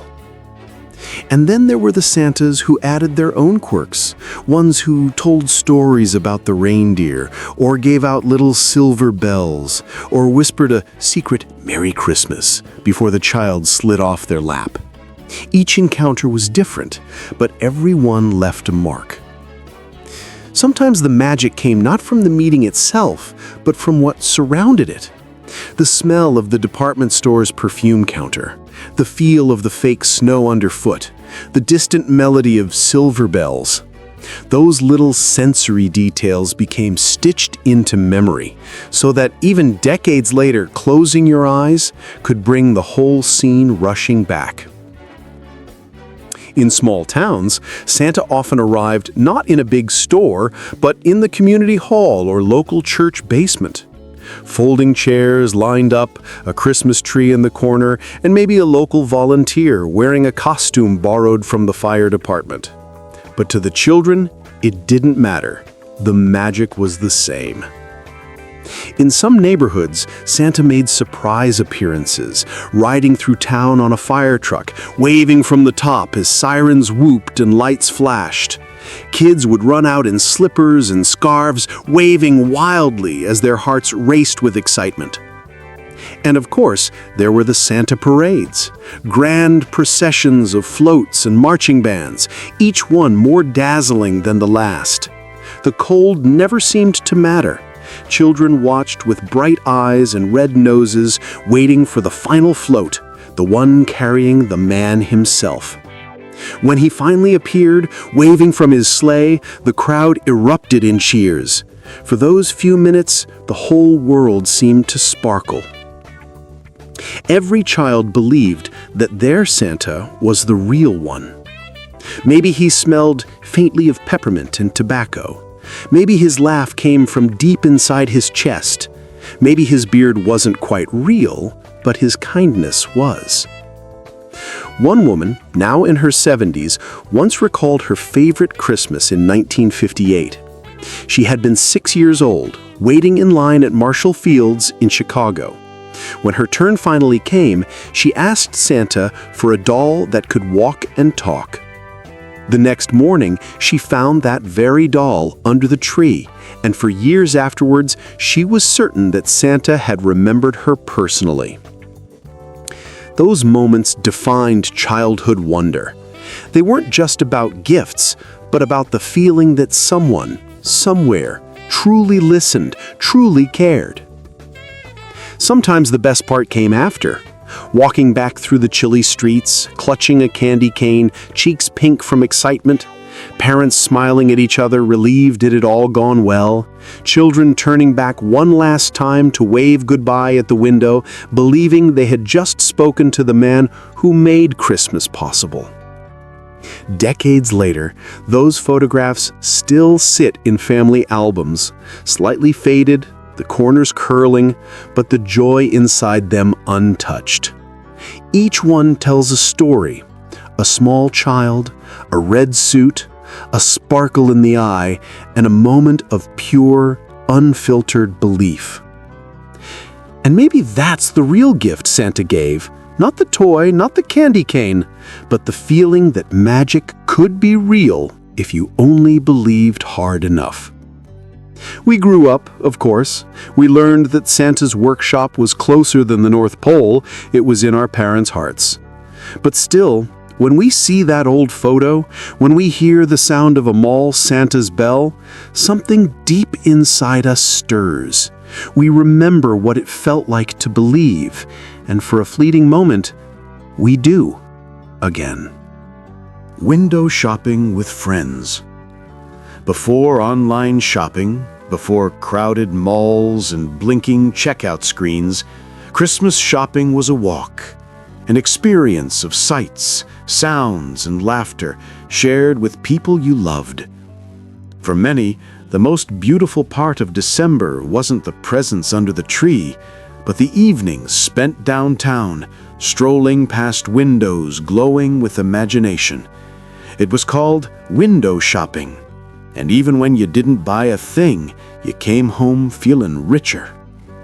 Snowflakes danced in the light of the street lamps, melting on scarves and wool coats. The air smelled of roasted peanuts, chimney smoke, and freshly fallen snow. Main Street was alive. Small shops, diners, and department stores wrapped in garlands and twinkling bulbs. Each window told a story. One might show a tiny winter village, complete with cotton snow hills and a miniature train circling a cardboard mountain. Another would feature a family scene, a mother placing a star on top the tree while children in pajamas peeked around the corner. Mannequins wore their Sunday best beside Christmas trees glittering with tinsel and glass ornaments. The big stores, Macy's, Gimbel's, or Marshall Field's, turned window displays into magic shows. Crowds gathered outside to marvel at animatronic elves hammering toys or Santa feeding his reindeer. Music floated through hidden speakers. A soft chorus of "Have Yourself a Merry Christmas" made everything shimmer with feeling. For children, it was pure enchantment. Their breath fogged up the glass as they pressed close to see every toy and doll. Tiny fingerprints dotted the window as they pointed and whispered, imagining what might appear under their own trees. Parents smiled quietly behind them, watching the glow reflected in their children's eyes. Teenagers turned it into a ritual too, walking hand in hand, clutching steaming cups of cocoa, talking about gifts and dreams. The storefront lights painted everything in gold and red. Maybe they stopped to share a kiss beneath a sprig of mistletoe hanging by a doorway. It was romance wrapped in frost and laughter. For many families, Saturday night was the outing. Dad parked the car near the corner cafe, and the whole family bundled up for an hour of wandering. Maybe they stopped at the bakery first, the smell of fresh bread and fruitcake too good to resist. Boxes tied with red string were tucked under arms as they continued on, noses red from the cold, hearts warm. In those days, shopping wasn't rushed. People took their time, greeted neighbors, and exchanged stories. "How's the kids? Did you see the new dresses in Woolworth's window? Oh, the lights at the post office are just beautiful this year." Each exchange carried a bit of that holiday cheer that seemed to live in the air itself. Sometimes a brass band played at the corner. Local high school students bundled in scarves, blowing into shiny instruments, their notes echoing down the street. The familiar melodies of Jingle Bells or Hark the Herald Angels Sing drew everyone close. People paused, clapped, dropped coins into the donation box, and smiled at strangers. Afterwards, there was always cocoa or coffee. Families would duck into a diner or cafe to warm up. Windows fogged from the heat as they sipped from heavy mugs and wiped snow from their coats. The sound of laughter and clinking cups filled the air. A jukebox in the corner played Nat King Cole's The Christmas Song, and for a few minutes, everything felt perfectly still, safe and timeless. Even now, older folks remember the small things, the crunch of snow underfoot, the way the store clerks greeted you by name, the hand-painted sale signs, the smell of pine garlands inside the door, and the flicker of neon reflected on wet pavement. One man once recalled how his father, a coal worker, saved for weeks just to take the family into town one December evening. They couldn't afford much, but he bought his wife a silk scarf and his children peppermint sticks from the corner drugstore. On the way home, they stopped by a church where a choir sang softly under the falling snow. He said it was the happiest Christmas memory he ever had, not because of what they bought, but because of how it felt to be together, warm and content. Window shopping wasn't about spending. It was about sharing. It was about standing shoulder to shoulder with the people you loved, surrounded by beauty, with no rush, no noise beyond the music of the season. And when the night grew quiet, when the shops began to close and the lights dimmed, the walk home felt like something out of a dream. The snow glistened under the glow of street lamps. Houses were lit from within, each one a little story of warmth. Somewhere, someone played a record, "I'll Be Home for Christmas," drifting softly through a half-opened window. A few friends lingered on the corner, promising to meet again next week to see the windows once more. They laughed, stamped their feet against the cold, and waved goodnight. The air was filled with that unmistakable feeling that Christmas wasn't a date or a shopping list, but a shared moment in time. And many of those stores are gone now. The big windows darkened, the displays replaced by screens and signs. But for those who remember, it only takes the scent of pine or the chime of a bell to bring it all back. The glow of downtown lights, the laughter of friends, and the quiet beauty of a snowy walk home. We didn't need much to feel rich back then. Just good company, warm mittens, and the sparkle of Christmas lights reflected in the glass. And maybe that's what we were really looking at all along. Not the gifts behind the window, but the people beside us. Anticipation. The night before Christmas always carried its own kind of magic. Not the loud, glittering kind you could see in the store windows or on TV commercials, but the quiet, trembling kind that lived deep in the hearts of children. The air seemed to hum softly with it, a blend of cinnamon from the kitchen, pine needles from the tree, and that faint, cold scent of snow sneaking in each time the front door opened. For most of December, the decorations and carols were just warm-up acts, but Christmas Eve, that was the grand performance. That was the night when time itself slowed down, teasing every hopeful heart in the house. Somewhere down the hallway, a little boy lay in bed, eyes wide open. The clock on his nightstand ticked softly, far too slowly, he thought. He'd been told to sleep hours ago, but sleep was impossible, not tonight.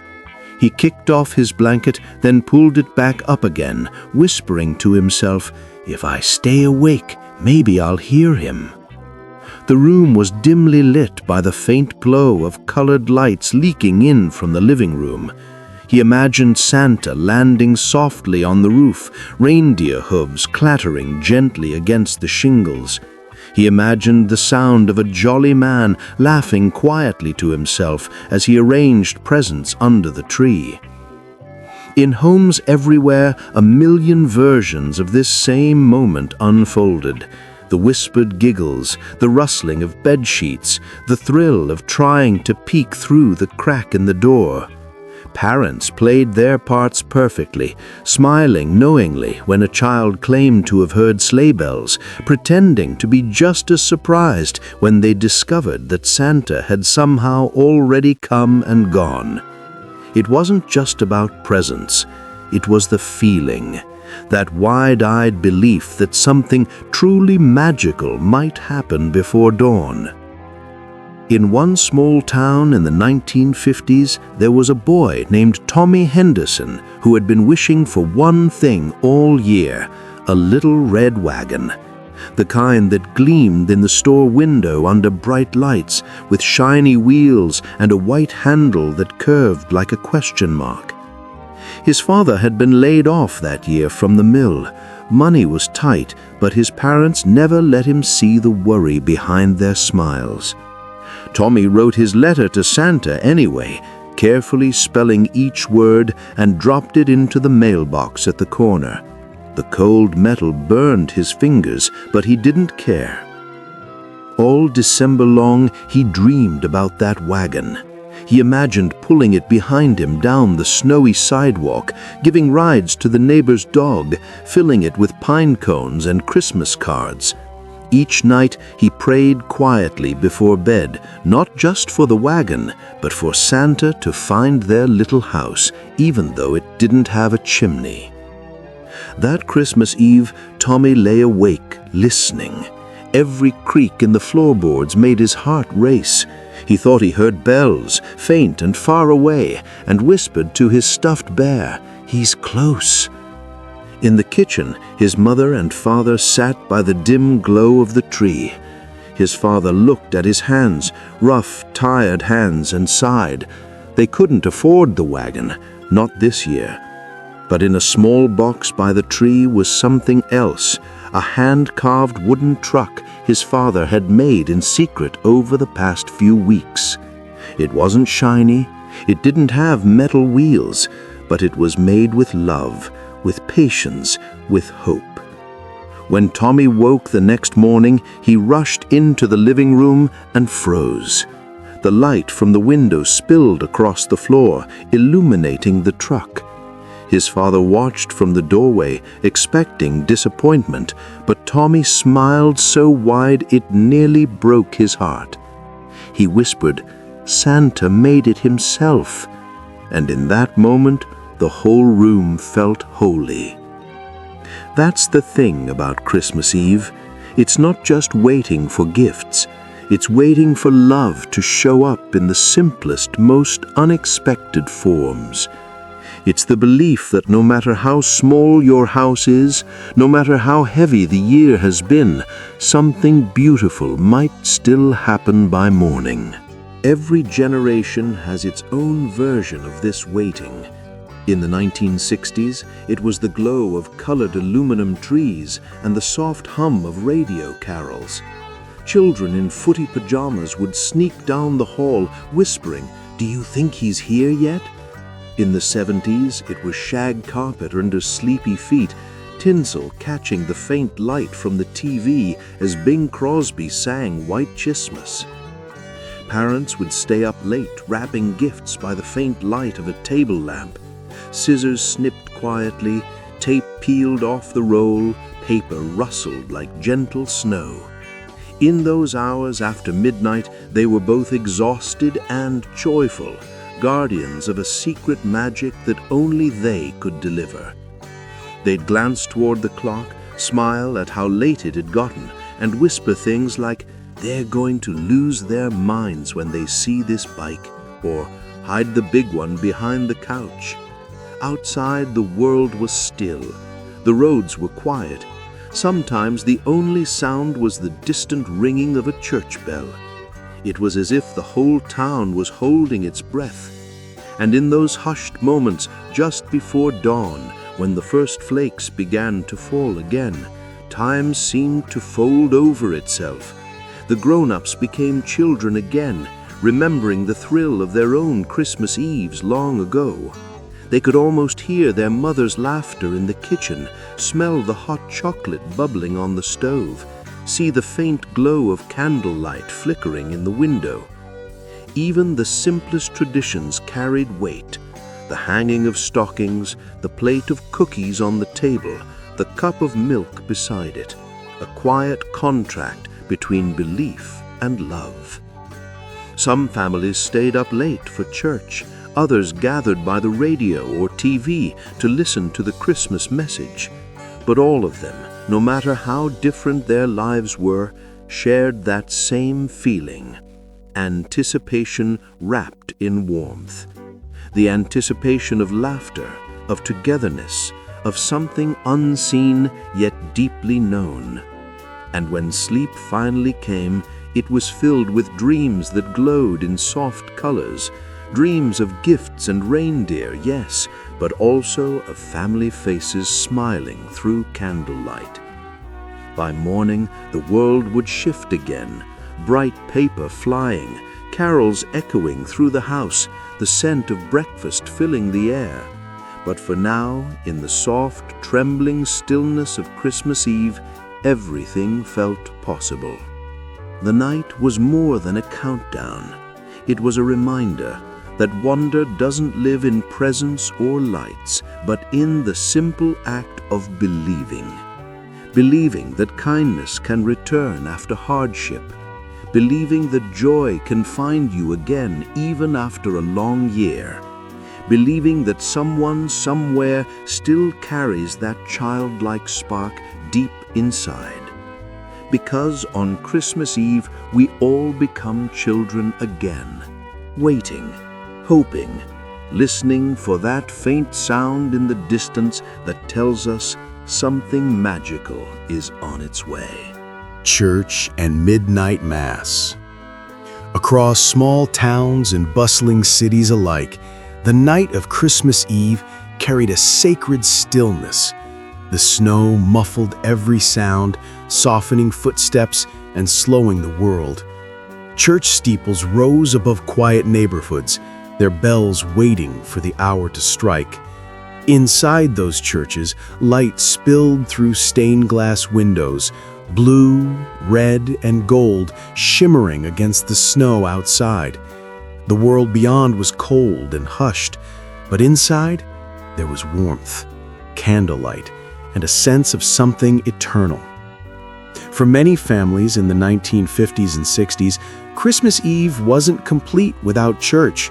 It didn't matter the denomination, Baptist, Methodist, Catholic, or Lutheran. The ritual was the same.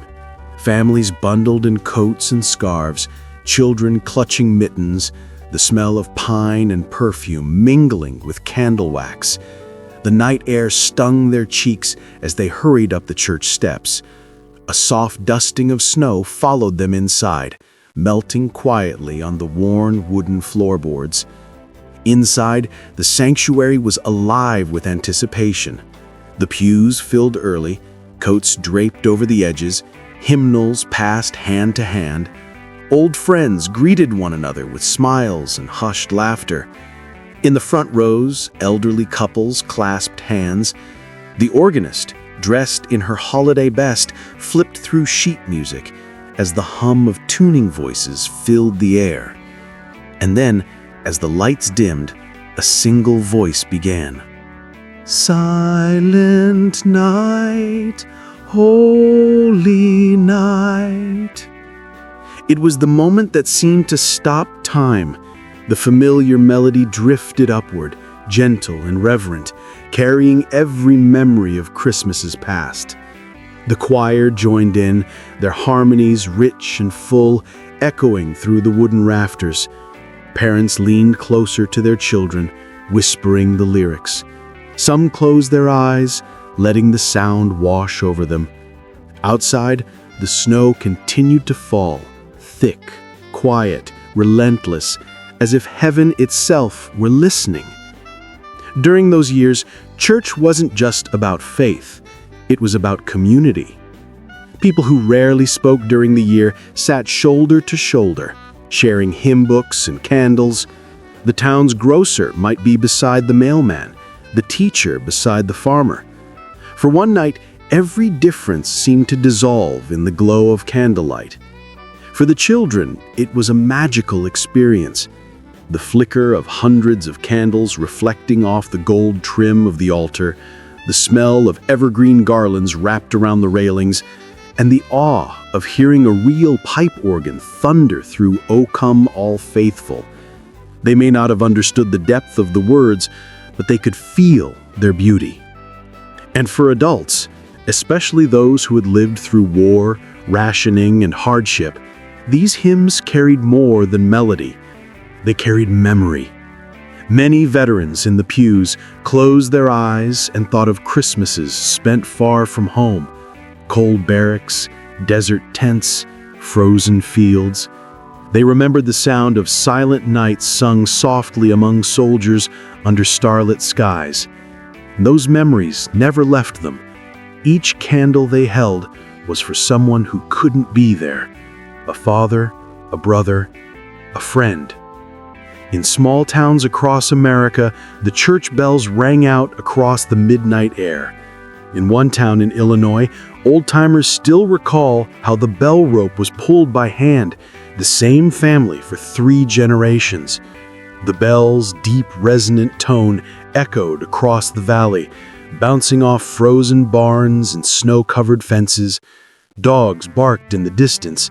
Windows glowed faintly as families listened from home. Inside, the pastor's voice rose from the pulpit, slow and steady. The message was always one of hope, that love conquers fear, that peace can still be found in a restless world. In the 1950s, that message spoke to parents who had just survived a decade of war. In the 1960s, it spoke to a generation watching the world change faster than ever before. Rockets soaring into space, cities filled with protest, the uncertain rhythm of a new age.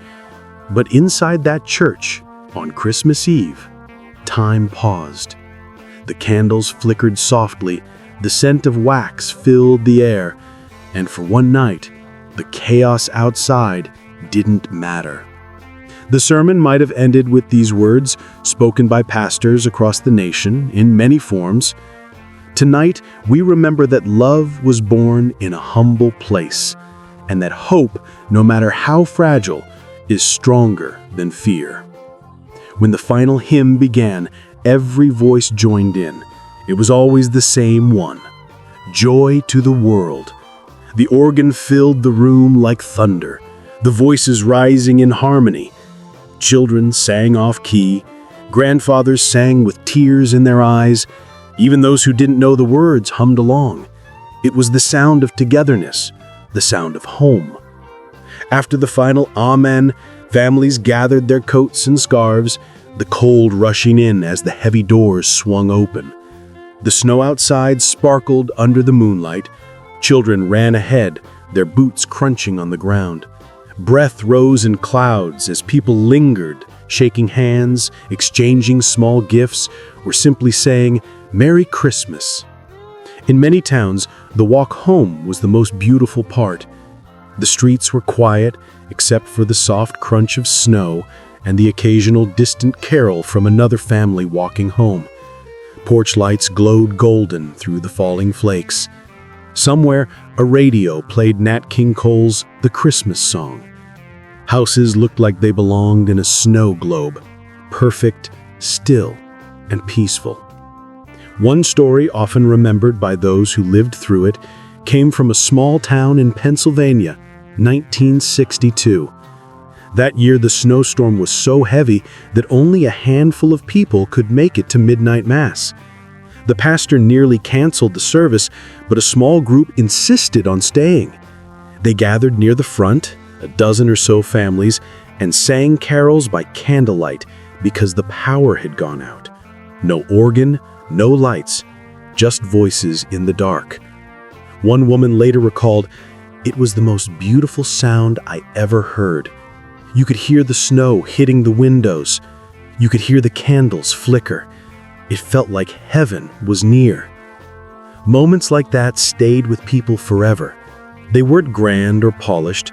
They were human, pure, filled with quiet grace.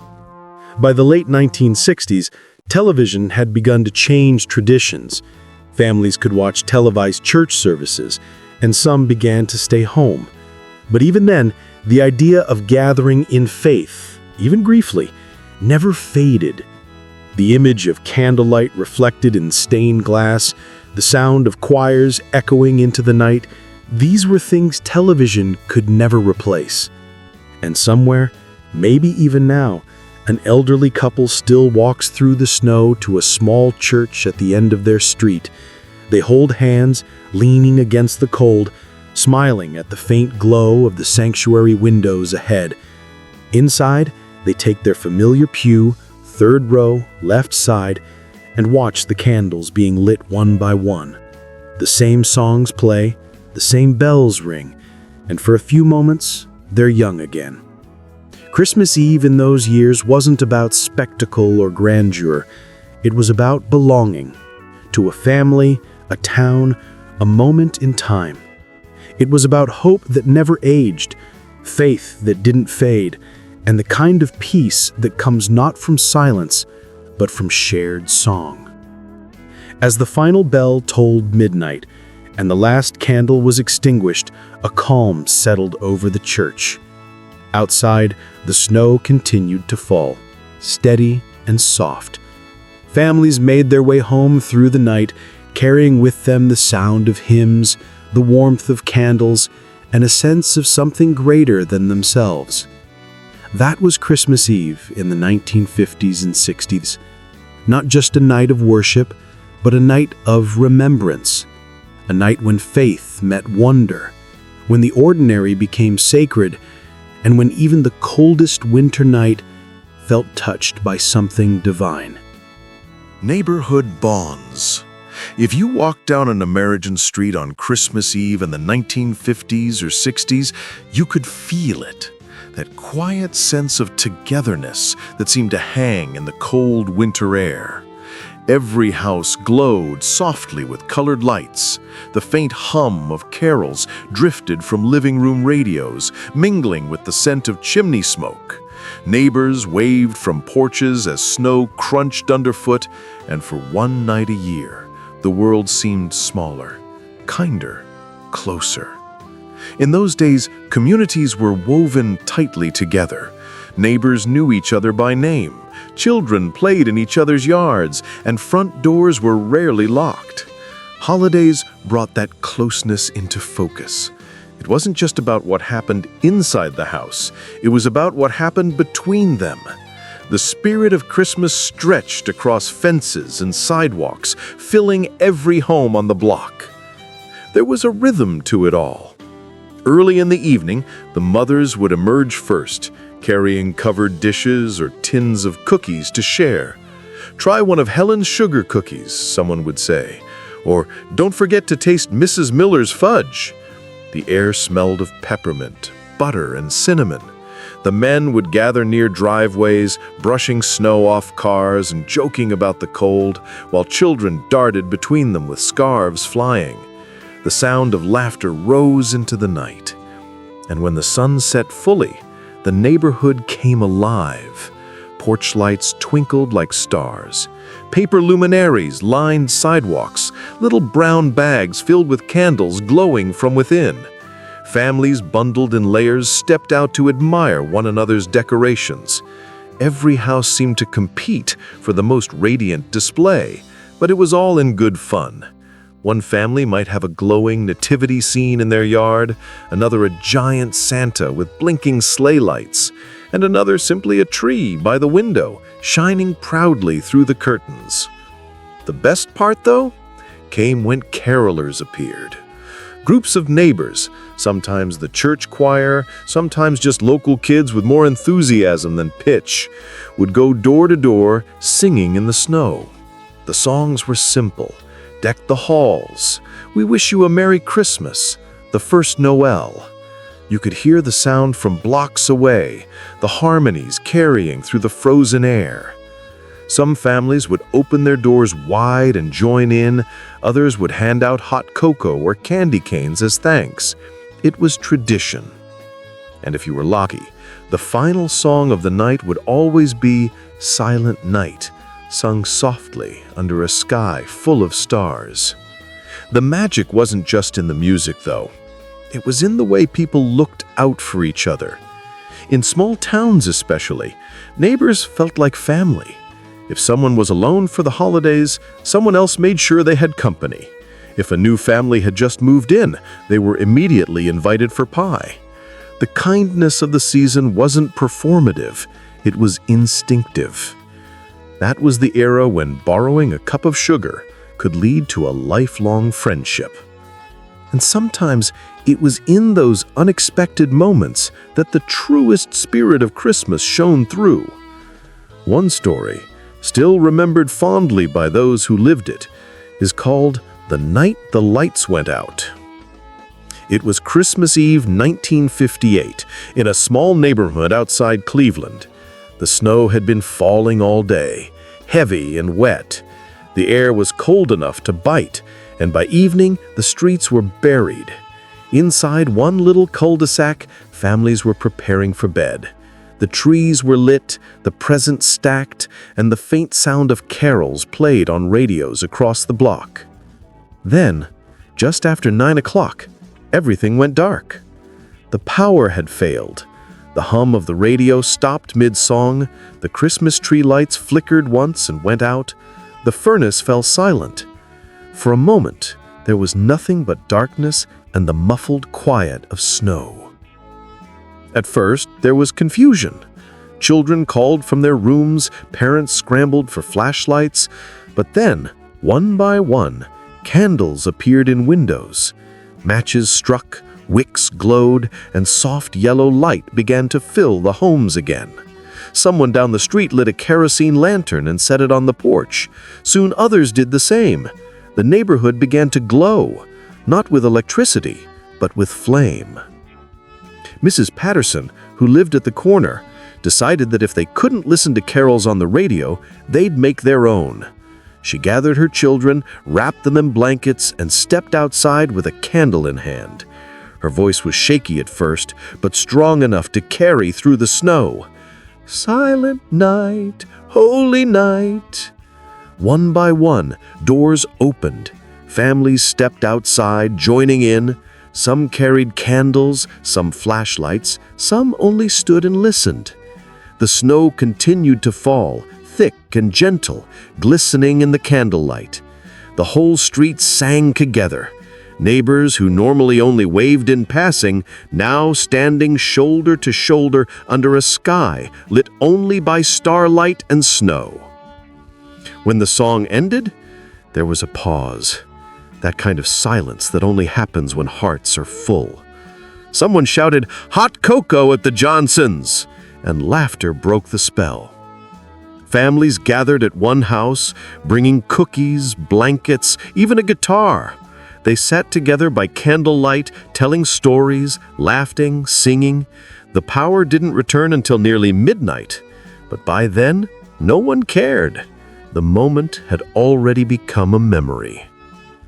Years later, the families on that street would still talk about that night, not because of the power outage, but because of what it reminded them. That Christmas wasn't about how bright the lights were, but how warm the hearts could be. In countless other towns, similar stories unfolded, maybe not with blackouts, but with the same spirit. A snowstorm might trap everyone indoors, and suddenly neighbors who barely spoke found themselves sharing firewood or coffee. A car might stall in the cold, and 3 people would rush to help push it free.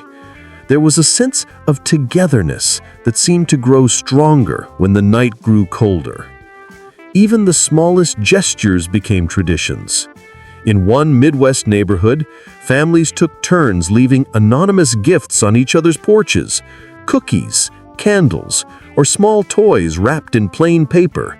They called it the Christmas elf. No one ever admitted who started it, but every year it continued. Back then, Christmas Eve wasn't just about waiting for Santa. It was about belonging to something, a block, a street, a shared story. The bonds between neighbors were part of what made the holiday feel real. People didn't scroll through screens or shop late into the night. They baked, they visited, they shared time. And for a few days each year, that sense of unity made even the smallest town feel like the center of the world. By the time the night drew to a close, the streets were quiet again. The candles had burned low, and families returned to their homes. The faint echo of laughter lingered in the air, along with the smell of wood smoke and cocoa. Snow blanketed everything, untouched, peaceful. And in that silence, there was comfort, the kind that only comes from knowing you're not alone. Because Christmas Eve in those years wasn't just about gifts or glittering trees. It was about the glow of a window in the distance, the sound of voices carrying through the cold, and the shared belief, whether spoken or not, that kindness mattered. The lights might have gone out that one winter night, but the warmth never did. Santa's secret work. When the last laugh of the evening had faded, when the dishes were washed and the children were finally asleep, another kind of magic began to unfold. A quieter one, known only to the grown-ups. This was Santa's secret work. The lights on the tree flickered softly in the dim living room. The clock on the mantel ticked with a steady rhythm, not loud, but enough to remind the tired parents how late it was. Outside, the night was silent, except for the wind moving through bare branches and the occasional jingle of a neighbor's wind chime that sounded almost like distant sleigh bells. Down the hallway, a door creaked open slowly. A father stepped out, careful not to make a sound. He glanced toward his children's rooms, still, peaceful, full of dreams, and then tiptoed toward the living room where his wife was already waiting, surrounded by rolls of colorful wrapping paper. The house smelled faintly of pine, coffee, and cinnamon cookies left cooling on the counter. The fireplace glowed softly, throwing golden light across the carpet and the half-finished pile of gifts. The father rubbed his eyes, smiled, and whispered, "All right, time for the real work." And there it was, that unspoken ritual shared by countless parents across the decades. Long after the carols stopped and the stockings were hung, they became the unseen hands of Christmas, the quiet magicians who turned ordinary nights into mornings of wonder. The scissors whispered through paper. Tape snapped gently in the stillness. A coffee mug steamed nearby. Each sound was part of a secret symphony. The rustle of paper, the flick of tape, the slow creak of the rocking chair, the ticking of the old mantel clock. They spoke in whispers, partly out of caution, partly because the hush of the moment demanded reverence. There was something sacred about it, this fragile, glowing hour between night and dawn. In one small town in the early 1960s, a mother named Elaine Carter worked as a nurse, often taking night shifts at the hospital. That year, she didn't think she'd have the time or the energy to make Christmas morning feel magical. But when her shift ended just after midnight, she drove home under falling snow. Her headlights carved soft tunnels of light through the storm. The world looked peaceful, like a snow globe turned on its side. When she walked into the house, the only light came from the Christmas tree, blinking gently, like it had stayed awake waiting for her. The gifts were still unwrapped, stacked neatly in the corner. So she took off her coat, warmed her hands by the fire, and began. She wrapped each present slowly, tenderly, smiling at the thought of her children's faces when they saw them. One doll, one puzzle, a baseball glove. Simple things, but chosen with care. Her husband, half asleep on the couch, stirred and mumbled, "You should rest, Elaine." She smiled without looking up.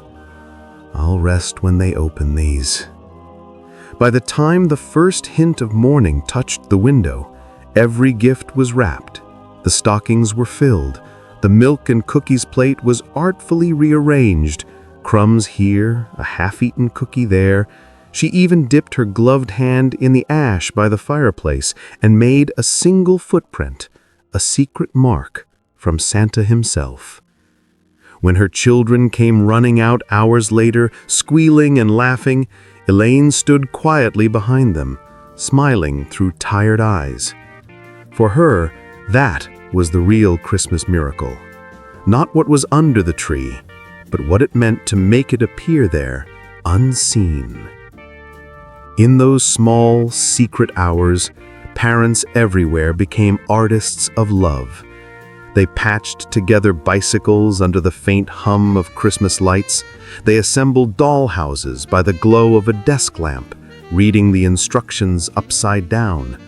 Some cursed softly when the screwdriver slipped. Others laughed quietly when the wrapping paper tore just a little too short. And yet, through the fatigue, there was joy. Deep, quiet, heartwarming joy. Because in those moments, they weren't just wrapping gifts, they were wrapping memories. They were sealing tiny pieces of themselves, their care, their hope, their gratitude, into boxes and bows. They knew the children would never see this part. They would never know about the 2 a.m. coffee runs or the paper cuts or the whispered arguments about who forgot the batteries. They would only see the magic. And that was the point. Somewhere, a record player turned softly in the background. Nat King Cole's voice, mellow and low, singing the Christmas song. The room glowed in amber light. A cat curled up beneath the tree, tail flicking lazily as if guarding the secrets beneath it. The father reached for one last gift, carefully sliding it beneath the branches. The tag read, "From Santa, with love." He stood up, stretched, and let out a long breath.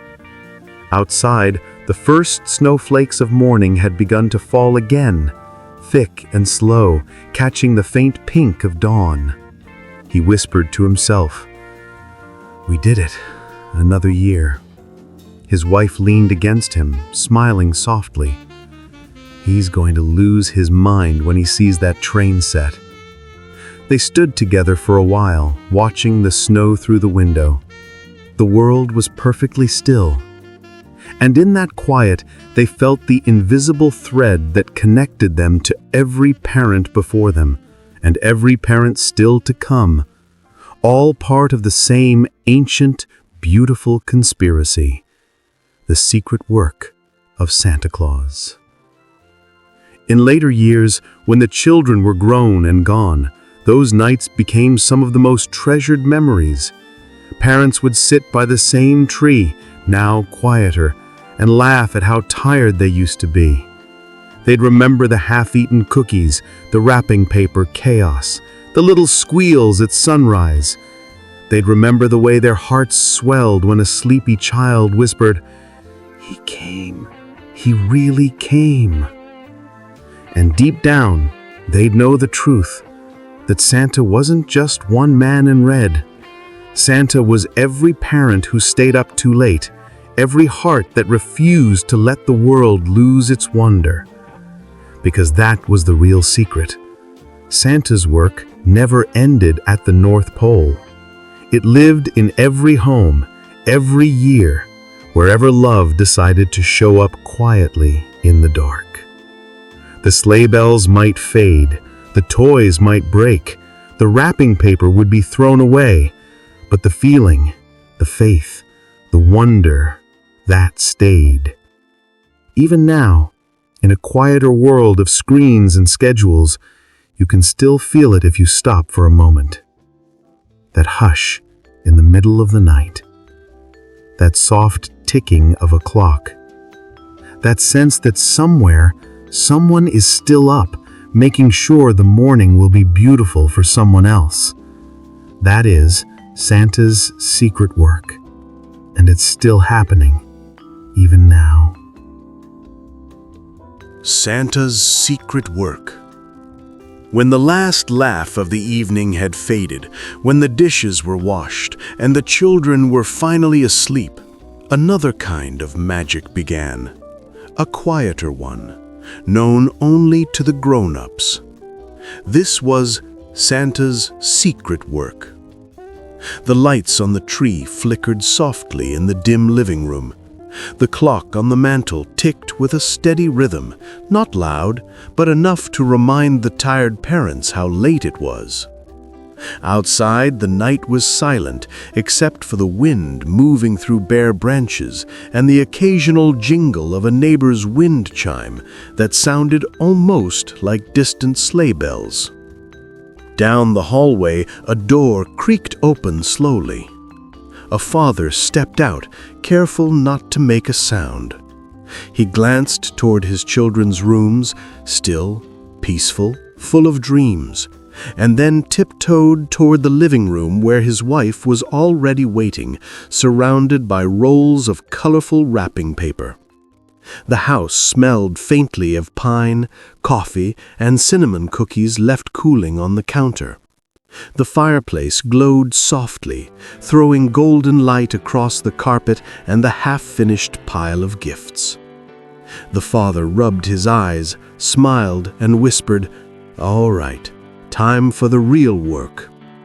And there it was, that unspoken ritual shared by countless parents across the decades. Long after the carols stopped and the stockings were hung, they became the unseen hands of Christmas, the quiet magicians who turned ordinary nights into mornings of wonder. The scissors whispered through paper, tape snapped gently in the stillness, a coffee mug steamed nearby. Each sound was part of a secret symphony.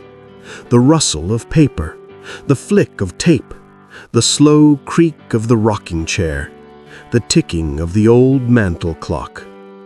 They spoke in whispers, partly out of caution, partly because the hush of the moment demanded reverence. There was something sacred about it, this fragile, glowing hour between night and dawn. In one small town in the early 1960s, a mother named Elaine Carter worked as a nurse, often taking night shifts at the hospital. That year, she didn't think she'd have the time or the energy to make Christmas morning feel magical. But when her shift ended just after midnight, she drove home under falling snow. Her headlights carved soft tunnels of light through the storm. The world looked peaceful, like a snow globe turned on its side. When she walked into the house, the only light came from the Christmas tree, blinking gently like it had stayed awake waiting for her. The gifts were still unwrapped, stacked neatly in the corner. So she took off her coat, warmed her hands by the fire, and began. She wrapped each present slowly, tenderly, smiling at the thought of her children's faces when they saw them. One doll, one puzzle, a baseball glove. Simple things, but chosen with care. Her husband, half asleep on the couch, stirred and mumbled, "You should rest, Elaine." She smiled without looking up. "I'll rest when they open these," she said. By the time the first hint of morning touched the window, every gift was wrapped, the stockings were filled, the milk and cookie plate was artfully rearranged, crumbs here, a half-eaten cookie there. She even dipped her gloved hand in the ash by the fireplace and made a single footprint, a secret mark from Santa himself. When her children came running out hours later, squealing and laughing, Elaine stood quietly behind them, smiling through tired eyes. For her, that was the real Christmas miracle. not what was under the tree, but what it meant to make it appear there, unseen. In those small, secret hours, parents everywhere became artists of love. They patched together bicycles under the faint hum of Christmas lights. They assembled dollhouses by the glow of a desk lamp, reading the instructions upside down. Some cursed softly when the screwdriver slipped. Others laughed quietly when the wrapping paper tore just a little too short. And yet, through the fatigue, there was joy. Deep, quiet, heartwarming joy. Because in those moments, they weren't just wrapping gifts, they were wrapping memories. They were sealing tiny pieces of themselves, their care, their hope, their gratitude into boxes and bows. They knew the children would never see this part. They would never know about the 2 a.m. coffee runs, or the paper cuts, or the whispered arguments about who forgot the batteries. They would only see the magic. And that was the point. Somewhere, a record player turned softly in the background. Nat King Cole's voice, mellow and low, singing the Christmas song. The room glowed in amber light. A cat curled up beneath the tree, tail flicking lazily, as if guarding the secrets beneath it. The father reached for one last gift, carefully sliding it beneath the branches. The tag read, "From Santa, with love." He stood up, stretched, and let out a long breath. Outside, the first snowflakes of morning had begun to fall again, thick and slow, catching the faint pink of dawn. He whispered to himself, "We did it, another year." His wife leaned against him, smiling softly. "He's going to lose his mind when he sees that train set," she said. They stood together for a while, watching the snow through the window. The world was perfectly still, and in that quiet, they felt the invisible thread that connected them to every parent before them and every parent still to come, all part of the same ancient, beautiful conspiracy, the secret work of Santa Claus. In later years, when the children were grown and gone, those nights became some of the most treasured memories. Parents would sit by the same tree, now quieter, and laugh at how tired they used to be. They'd remember the half-eaten cookies, the wrapping paper chaos, the little squeals at sunrise. They'd remember the way their hearts swelled when a sleepy child whispered, "He came! He really came!" And deep down, they'd know the truth, that Santa wasn't just one man in red. Santa was every parent who stayed up too late, every heart that refused to let the world lose its wonder. Because that was the real secret. Santa's work never ended at the North Pole. It lived in every home, every year, wherever love decided to show up quietly in the dark. The sleigh bells might fade, the toys might break, the wrapping paper would be thrown away, but the feeling, the faith, the wonder, that stayed. Even now, in a quieter world of screens and schedules, you can still feel it if you stop for a moment. That hush in the middle of the night, that soft ticking of a clock, that sense that somewhere someone is still up, making sure the morning will be beautiful for someone else. That is Santa's secret work, and it's still happening even now. Dawn excitement. The first light of Christmas morning arrived gently, almost shyly, brushing its pale glow against frosted windows and curtains patterned with holly leaves. For a moment, the world was still, as if holding its breath for something extraordinary. And then, somewhere down the hallway, a whisper pierced the quiet. "It's Christmas." That whisper turned into a rustle of excitement, the sound of small feet scurrying across wooden floors, of whispered giggles and muffled laughter. Pajamas brushed against carpet, and doors creaked open one by one, letting out streams of sleepy-eyed children who, moments ago, were dreaming of reindeer and ribbons. The living room waited in a soft half-light, the tree still glowing faintly from the night before, each ornament catching the early morning shimmer. The tinsel shimmered like icicles, and the faint scent of pine hung in the air, mixed now with something even better, the smell of breakfast beginning. Somewhere in the kitchen, coffee was brewing, its aroma drifting down the hallway like an invitation. It was always coffee first, strong, comforting, and rich.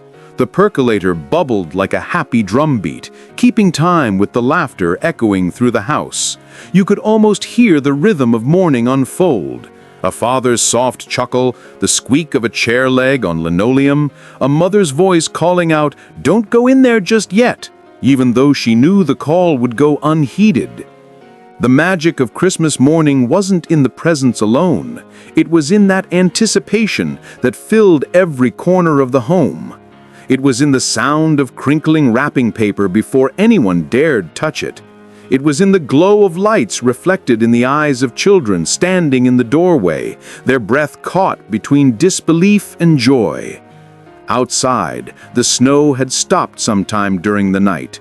The world beyond the window was still and white, a perfect backdrop to the color and warmth inside. The old clock on the mantel ticked steadily, each second a heartbeat of memory. On the radio, a faint tune hummed through the static. It's beginning to look a lot like Christmas. In homes across America, this moment played out in 1,000 variations. In Ohio, a boy named Jimmy tiptoed to his sister's room to whisper that Santa had been there. He'd seen the stockings sagging heavy with surprises. In California, a little girl named Ruthie pressed her nose against the window, certain she'd just caught the flash of a sleigh bell in the distance. In New York, the city that never truly slept, apartments filled with the scent of cinnamon rolls warming in the oven, the faint hum of radiators, and the laughter of families who'd waited all year for this morning. The beauty of Christmas morning in those years wasn't found in the grand or the glittering, but in the ordinary. The slow creak of floorboards, the warmth of slippers, the hushed excitement of voices careful not to wake the baby. It was the joy of siblings waking each other up, not out of mischief, but pure shared wonder. Downstairs, the fire that had dimmed during the night flickered back to life. The warmth stretched out across the room, brushing the wrapped packages that sat patiently beneath the tree. The ribbons gleamed like candy, and the tags, handwritten, some misspelled, some barely legible, carried names that made hearts swell. From Santa, with love. "Don't peek, Tommy." To Mom, from Dad, and the elves. Those small details, the imperfect handwriting, the mismatched wrapping paper, told the story of love in its truest form. And then came the sounds that made the morning come alive. The soft pop of toast from the chrome toaster, the rhythmic whisking of eggs, the jingle of the dog's collar as he circled excitedly, sensing something special in the air. The faint clatter of silverware as someone set the table in their best hurry, though no one planned to sit just yet.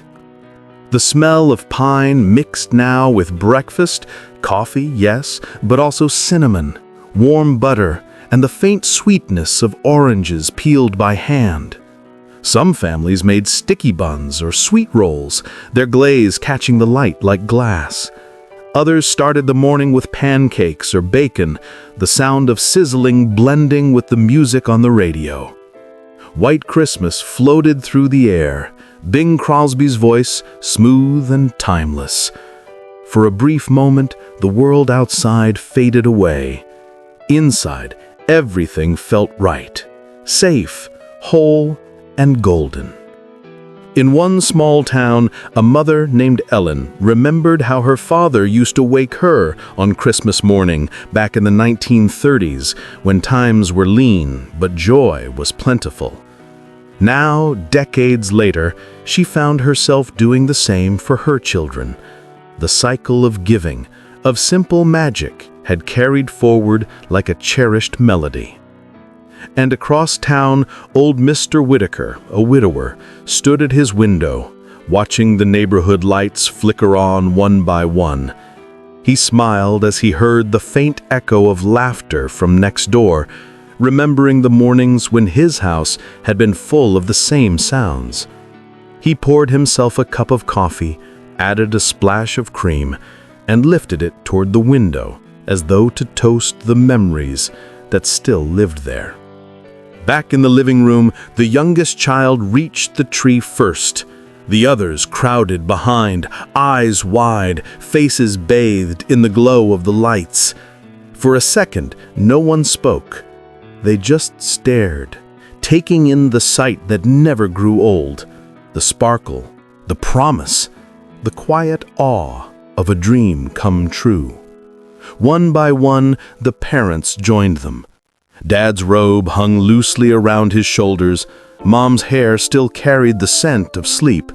They smiled at each other, knowing what the children didn't, that the real gift was this moment itself. A little boy in footed pajamas reached out to touch the edge of a ribbon, his fingers trembling with excitement. "Can we open them now?" he asked, his voice a mix of pleading and wonder. "Not yet," his mother said softly, her smile betraying her own anticipation. "Let's just look for a minute." And they did. They looked, together, at the lights, the colors, the gifts, the fire, and at one another. In that silence, something sacred passed between them, a memory forming in real time, to be cherished for decades to come. Years later, those same children, grown now, with families of their own, would remember that hush before the unwrapping began. They'd remember how the world outside seemed to disappear, how the glow of the tree felt like a heartbeat. They'd remember the warmth of their parents' laughter, the smell of coffee, and the way sunlight slowly spread across the snow outside, turning everything gold. That was Christmas morning in the 1950s and 60s, not about the rush or the sparkle, but the feeling that life in all its simple beauty was good, that love was enough, that magic was real, even if only for a few precious hours. And somewhere, right now, someone still wakes to that same scent of pine and coffee, that same laughter in the hallway, that same heartbeat of joy that is echoed across generations. Because Christmas morning never truly ends. It lingers in the heart, timeless, waiting for dawn to come again. The presents. The chaos always began in laughter. Wrappers crinkled, ribbons snapped, and bows were flung like confetti across the living room floor. The scent of pine mixed with coffee and warm bread as the children sat cross-legged before the tree, surrounded by a sea of shining boxes, their faces glowing with that unmistakable Christmas morning light. There was something almost sacred about the ritual of unwrapping gifts. The rhythm was universal. The slow peeling of tape by the cautious child who wanted to savor every second, and the wild tearing of paper by the impatient one who couldn't wait another breath to see what lay inside. The air was alive with giggles, gasps, and the rustle of paper falling like snowflakes. "Open the big one first!" someone shouted. In one corner, a little girl with braided hair tugged at a shiny red ribbon until the bow gave way. Beneath the wrapping was a long rectangular box. Inside, a brand new Barbie dream house, her name written carefully on the tag in Santa's looping hand. She gasped, her small fingers tracing the picture on the box, her imagination already painting scenes of dolls and glittering ballrooms. Across from her, her brother was unwrapping something entirely different, a heavy box that rattled when moved. He tore it open to reveal a Lionel train set, complete with tracks, station, and miniature signal lights. His eyes went wide, his mouth open in silent wonder. "It's the one I circled!" he exclaimed. His father smiled knowingly, remembering the dog-eared page from the Sears catalog that the boy had practically memorized for weeks. The magic of toys in the 50s and 60s wasn't just in what they did, it was in what they promised. A chatty Cathy doll meant companionship, a voice that could talk back in a world of imagination. A G.I. Joe stood for bravery and adventure. Its plastic face symbolized the heroes seen in newsreels and comic books. The Tonka trucks, built from real steel, meant you could dig up an entire backyard and call it a construction site. Every toy told a story before it was ever played with. Parents watched from their armchairs, coffee cups in hand, eyes shining as they saw their children's reactions. They knew what those boxes meant. They weren't just gifts. They were memories being wrapped and unwrapped in real time. One father leaned back and smiled and said, "You know, when I was your age, we didn't have batteries for our toys." "Then how did they move?" his son asked. He chuckled. "We made them move, with our imagination." That morning, imagination was everywhere. A little boy ran a shiny new toy train around the base of the tree, its whistle a cheerful toot that filled the room with movement and light. His sister twirled in her new Christmas dress, holding her doll like a dance partner.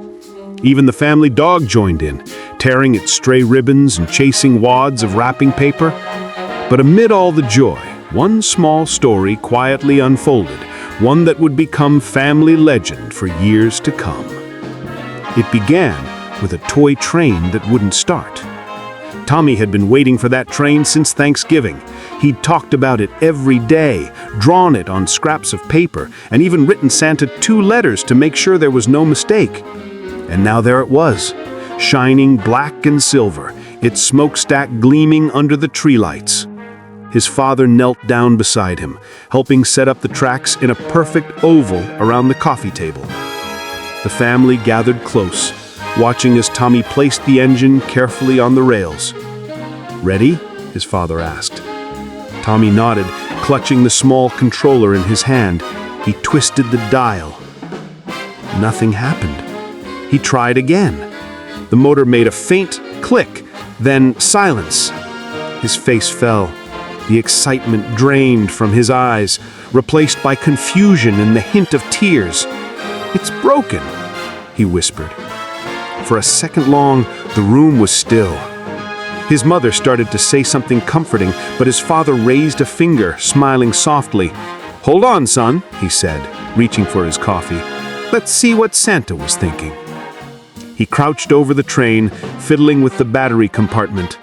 "Aha," he muttered, holding up a small scrap of folded paper taped inside. He handed it to Tommy. The boy unfolded it carefully. On the paper, written in neat block letters, were the words, "Even Santa forgets the battery sometimes." Tommy blinked, then laughed, a bright, bubbling laugh that spread to everyone in the room. His father reached into the drawer, produced a pack of batteries, and with a click, the little engine came to life. The train chugged around the track, smoke puffing from its stack, whistle tooting like a bird greeting the morning. Tommy followed it with wide-eyed wonder, crawling along the rug, his laughter echoing against the soft hum of the toy. The family watched, and for a moment, everything felt perfect, because it was. All across America, that same feeling echoed in living rooms from coast to coast. In California, the sun shone on palm trees strung with Christmas lights, and children unwrapped roller skates instead of sleds. In Maine, the world outside was buried under snow, and kids tested out their new mittens before charging into the cold. In every home, whether small or grand, the joy was the same. A joy that came not from what was inside the boxes, but from who was around them. Because Christmas morning was always more about togetherness than gifts. The laughter between siblings as they compared presents, the gentle teasing from parents as they pretended to be surprised, the whispered thank yous that said more than words ever could. Some gifts didn't even come in boxes. A handmade scarf, a note slipped inside a stocking, a promise written on paper, good for one snowball fight. Those were the ones that stayed, the invisible gifts that wrapped themselves around the heart. As the morning light grew stronger, the pile of torn paper became a mountain. The living room looked like a snowstorm of red and green. Parents collected bows to save for next year. The radio hummed softly. Perry Como singing, "There's no place like home for the holidays." And indeed there wasn't. The children, now exhausted from excitement, sat amid their treasures. Some played quietly, others drifted toward the kitchen, drawn by the smell of breakfast. The parents exchanged tired but contented glances, the kind that said, "We did it, another magical Christmas morning." The camera clicked once, twice, capturing faces, moments, laughter that would someday feel impossibly far away. But for now, it was still Christmas morning, and the world was golden. The train kept circling the tree. The dolls stood proudly in their new home. The smell of pine and cinnamon hung in the air. And above it all, the soft sound of happiness, pure and unrepeatable, filled the house like music that would never fade. Family breakfast. The chaos of the gift exchange slowly gave way to something softer. A quiet rhythm of clinking dishes, the hum of conversation, and the unmistakable scent of breakfast cooking in the kitchen. The house, once echoing with laughter and tearing paper, now breathed in contented sighs. The children were still in their pajamas, hair tousled, cheeks flushed with joy, as they wandered toward the dining room, following the smell of butter and maple syrup. In those years, the 1950s and 60s, Christmas breakfast wasn't just a meal. It was the unspoken second act of the celebration. After the flurry of gifts, it was the moment when the family gathered again to slow down, to look at one another, to let the day unfold gently. The kitchen was always the heart of the home, but on Christmas morning, it pulsed with extra warmth. The oven door opened with a creak, releasing a wave of heat scented with cinnamon rolls and baked ham. Coffee percolated in the corner, that familiar gurgle that meant someone would soon say, "Now it's really Christmas." Mothers, still wearing their aprons with tiny embroidered snowflakes, moved about with quiet purpose. Pancakes stacked high, scrambled eggs steaming, sausages sizzling on the stove. The aroma alone could have woken the whole neighborhood. There was sort of a choreography to it all. The passing of plates, the clatter of forks, the little arguments about who got the last biscuit. Someone always dropped a spoon, someone else always insisted they weren't hungry, then ended up taking seconds anyway. And on the radio, softly, like a heartbeat under the noise, played Nat King Cole's The Christmas Song. Chestnuts roasting on an open fire. Someone hummed along, maybe Grandpa tapping his finger against the side of his coffee cup. At the center of the table stood the good china, the kind that only brought out twice a year, once at Thanksgiving and once today. Crystal glasses sparkled under the morning sun, filtering through lace curtains. A red tablecloth with gold embroidery stretched across the table, dotted with small plates of oranges, cookies, and those strange Jell-O salads that only grandmothers seemed to know how to make. In one home, in one quiet corner of Ohio, a grandmother named Mabel kept her special cookie tin on the counter.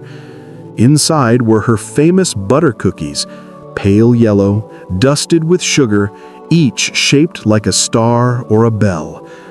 The grandchildren knew the rules: one before breakfast, one after, and one to sneak when she wasn't looking. Of course, she always knew. She'd smile from across the table, pretending not to notice as another lid lifted and another cookie disappeared. Every home had a moment like that. A father carving the ham with theatrical pride, declaring, "This year's is better than last." A child, too excited to eat, asking for just orange juice, then finishing half a plate when no one was looking. An uncle raising his glass for a toast that turned into a story and then into laughter. There was something deeply communal about those mornings. Families didn't rush, they lingered. Conversation meandered through the morning, about the gifts, about the neighbors, about the weather. Someone would always say, "Remember last Christmas when the lights went out?" And everyone would laugh, remembering the night they'd eaten dinner by candlelight and called it the best Christmas ever. For many families, the breakfast table was also a place of quiet gratitude. After all the excitement of the morning, the meal grounded everyone. It was where parents exchanged knowing smiles, where children leaned on each other's shoulders, tired but happy. In some homes, a Bible sat open on the counter, and before anyone ate, someone would softly read a verse: "Peace on earth, goodwill toward men." There were no cell phones, no rush to take photos, no distractions. Just the sound of conversation and the smell of home. The coffee pot was refilled again and again, the orange juice jug passed down the table, and someone always remembered to pour milk for the cat, because it's Christmas after all. In one house, a young boy named Eddie sat at the end of the table with his new G.I. Joe standing guard beside his plate. "He's protecting my pancakes," he declared solemnly, earning a laugh from everyone around him. His grandmother winked. "Well, let's hope he's better at that than cleaning his room." Another home, another story. A little girl named Annie brought her new Barbie to breakfast, seating her in a teacup. When her father raised his eyebrow, she explained, "She's having cocoa too." He just smiled and kept eating. These small, silly moments stitched themselves into family memory, tiny threads of joy that would be remembered long after the toys had broken or been forgotten. There was also music, always music. Sometimes it came from the radio, sometimes from an old record player that clicked softly as it turned. Perry Como, Andy Williams, Bing Crosby, their voices felt like part of the family by then. When Bing's White Christmas began to play, someone always hummed along, and someone else always whispered, "That one never gets old." The songs weren't just background noise.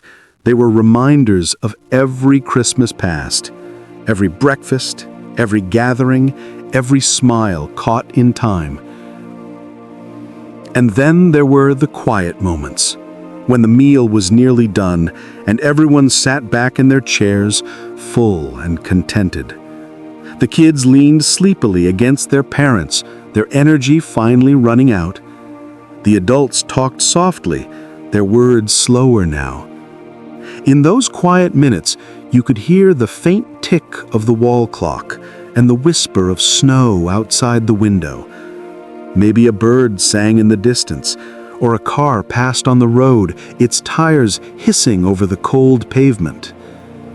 Inside, the warmth of the room wrapped around everyone like a blanket. The plates were empty, the coffee pot nearly dry, but no one wanted to leave the table just yet. Someone would finally sigh and say, "All right, who's ready for dessert?" And laughter would ripple around the room once more.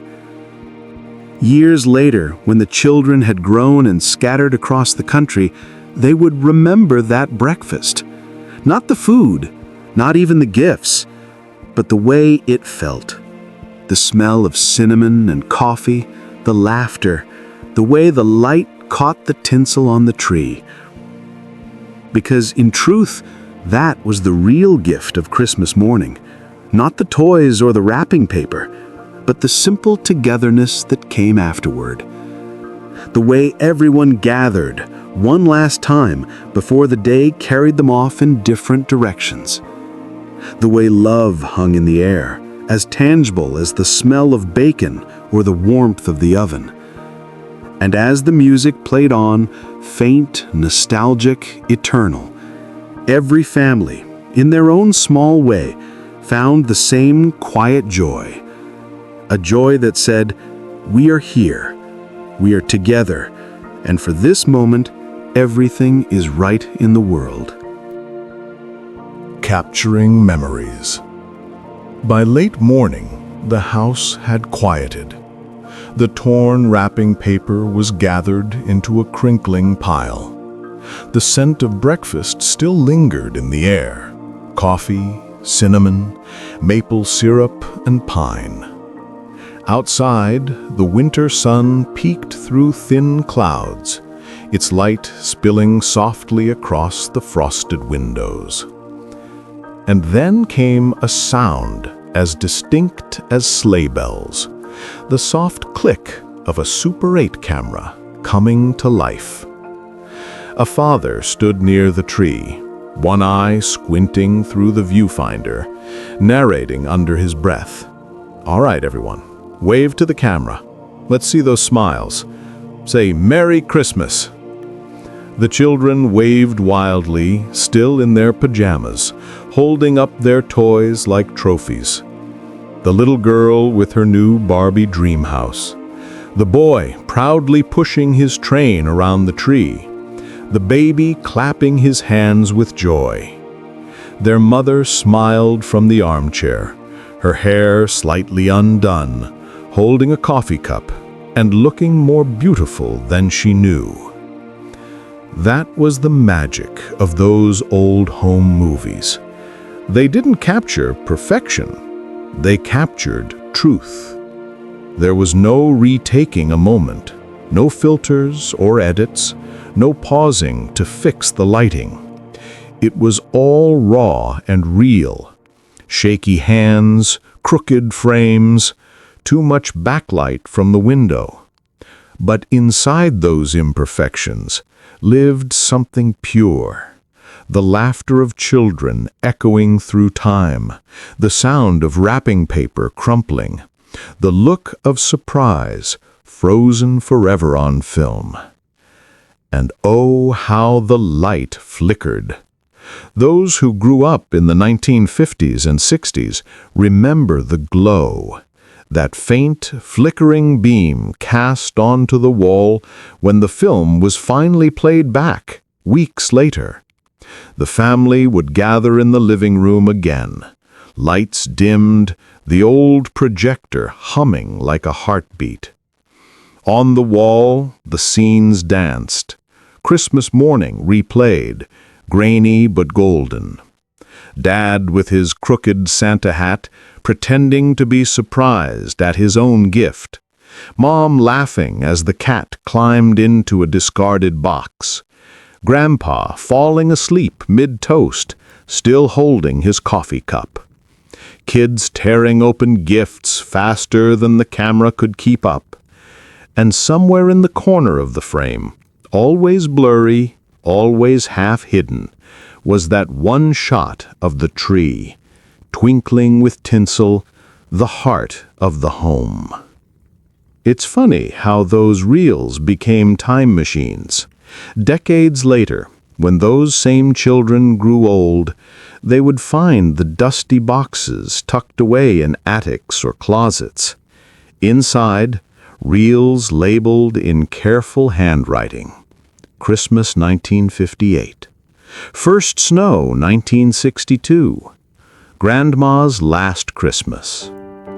Threading those old films through the projector, they'd sit quietly as the hum began again. The light flickered, and suddenly there they were. Their younger selves, alive in color, smiling back through time. The voices might have faded, but the feeling hadn't. The warmth, the laughter, the smell of pine and baking, all of it came rushing back, more real than any photograph could ever capture. Those moving images weren't just memories.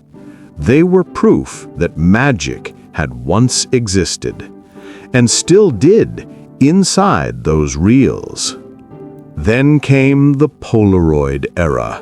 Instant photography that felt like a miracle. No more waiting for film to develop. Now you could snap a picture, wave it in the air, and watch as the moment appeared like magic before your eyes. Parents became photographers. Kids became subjects. Every smile, every funny face, every proud display of a toy was captured right there in the glow of the morning light. The Polaroid's gentle hum and click became part of Christmas morning's soundtrack. The pictures were warm-toned and slightly faded, but they held the feeling of the day perfectly. That blend of coziness, joy, and fleeting wonder. They'd be tucked into albums later, labeled in block letters, Christmas 1963. Maybe a small note written underneath. Billy got his train. Mom burned the pancakes again. Our first Christmas with the new puppy. Simple captions, profound memories. There was a kind of unspoken reverence in those who held the camera. The father behind the lens wasn't just documenting.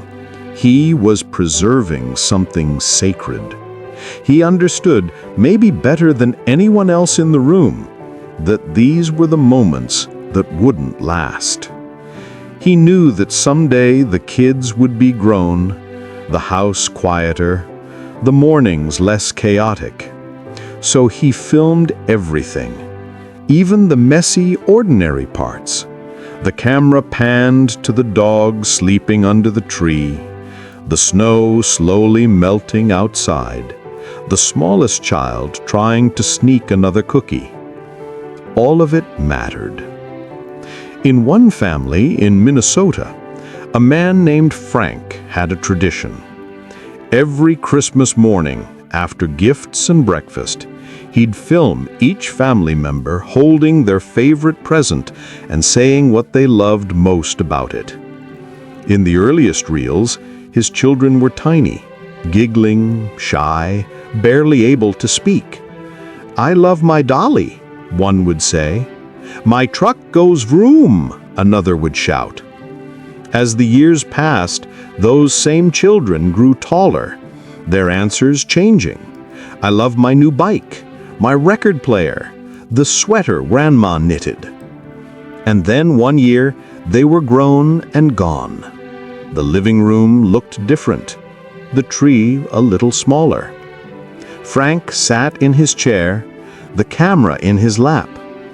That Christmas, he turned the lens toward himself and simply said, "Still my favorite day of the year."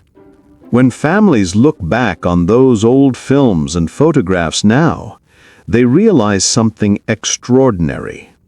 The images weren't just about presents or decorations, they were about presence.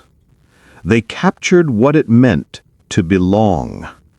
A brother laughing at his sister's expression. A mother fixing her child's hair before a picture. A father forever behind the camera, smiling silently through the lens. Every flicker, every frame, every blurred edge, It all held love. And even though the technology changed, the heart never did. Whether it was a Super 8 reel or a Polaroid print, each image was a window into what mattered most: family, laughter, warmth, and the fleeting beauty of time itself. Many of those old films now sit digitized on hard drives or played on modern screens, but the feeling remains unchanged. When those images appear, the grainy texture, the faded colors, the years fall away. You can almost smell the pine needles again. You can hear the wrapping paper, the laughter, the soft hum of Perry Como on the radio. You can see yourself, younger, smaller, perhaps still believing that Santa had just left minutes before you woke. And in that moment, something profound happens. You realize those flickering films and faded photos are not just records of Christmas mornings long gone. They're pieces of your heart, preserved in light and color. They remind you that life's most precious moments are simple: a smile, a hug, a shared meal, a child's laughter echoing through a house that still smells of cinnamon and hope. Because when all is said and done, when the toys are gone, the tree packed away, and the years have carried everyone forward, those captured moments are the gifts that last forever. They are proof that once upon a time, in a small house filled with love and laughter, it was Christmas morning, and everything was exactly as it should be. The grand meal. The kitchen was the heart of the house, and on Christmas Day it pulsed like a living thing. The air was thick with warmth and motion, with the mingling aromas of roasted meat, butter, and spice. Pots clanged softly on the stove. Oven doors opened with a sigh, letting out waves of golden heat. Laughter carried through the air like music, echoing through hallways scented with cinnamon and sage. For hours it had been a symphony of preparation. A mother or a grandmother in an apron dusted with flour moved gracefully from counter to oven, stirring, tasting, adjusting. A father basted the roast, squinting as he leaned toward the oven light. The radio played softly in the background. Maybe Bing Crosby again, maybe Nat Cole. Songs that had become inseparable from the scent of roasted turkey and the soft hum of family chatter. Children peeked through the kitchen doorway, their eyes wide, their patience thin. "Is it ready yet?" "Almost," came that same timeless reply. The Christmas table was a sight to behold. A long white cloth stretched across it like a blank page waiting for a story. Candles flickered at the center, their wax dripping slowly, catching the light of the golden afternoon. Plates gleamed, silverware clinked gently as it was set in place. Knife, fork, spoon, a rhythm as familiar as breathing. And then came the star of the day, the roasted turkey, golden brown and glistening, carried to the table like a treasure. Every family had their own version of the feast. Some had ham with cloves and pineapple rings, others roast beef with horseradish, and still others the great American turkey with stuffing so aromatic it filled the house with memory itself. Beside it, bowls of mashed potatoes whipped to perfection, their peaks soft as snowdrifts, cranberry sauce glistening like garnet jewels, green beans with almonds, sweet potatoes baked in butter and sugar, crowned with golden marshmallows, and in every household, something unique, A family recipe passed down like a secret heirloom. Maybe it was Aunt May's cornbread stuffing, or Nana's garlic bread, or Grandma's apple pie cooling by the window. When the family finally gathered, there was a reverent hush, a pause that came naturally, as if everyone instinctively understood that this, right here, was the heart of the holiday. The clatter of plates quieted. Someone gave thanks, sometimes aloud, sometimes only in silence. Hands were joined around the table, heads bowed, and in that moment, beneath the hum of the lights and the glow of the candles, gratitude filled the room like a gentle tide. Gratitude not only for the food, but for the faces gathered around it, for the grandparents whose laughter had grown softer with the years, for the parents whose hair had begun to silver, for the children who would one day sit at their own tables remembering this very moment. There was an etiquette to it all, small, time-honored rituals that seemed unspoken yet unbreakable. Grandfather carved the turkey, his hands steady despite the years. The eldest son passed the gravy bottle with exaggerated care. Someone always spilled something, and someone else laughed to ease the moment. A child might make a face at the vegetables, and a parent might whisper a quiet warning.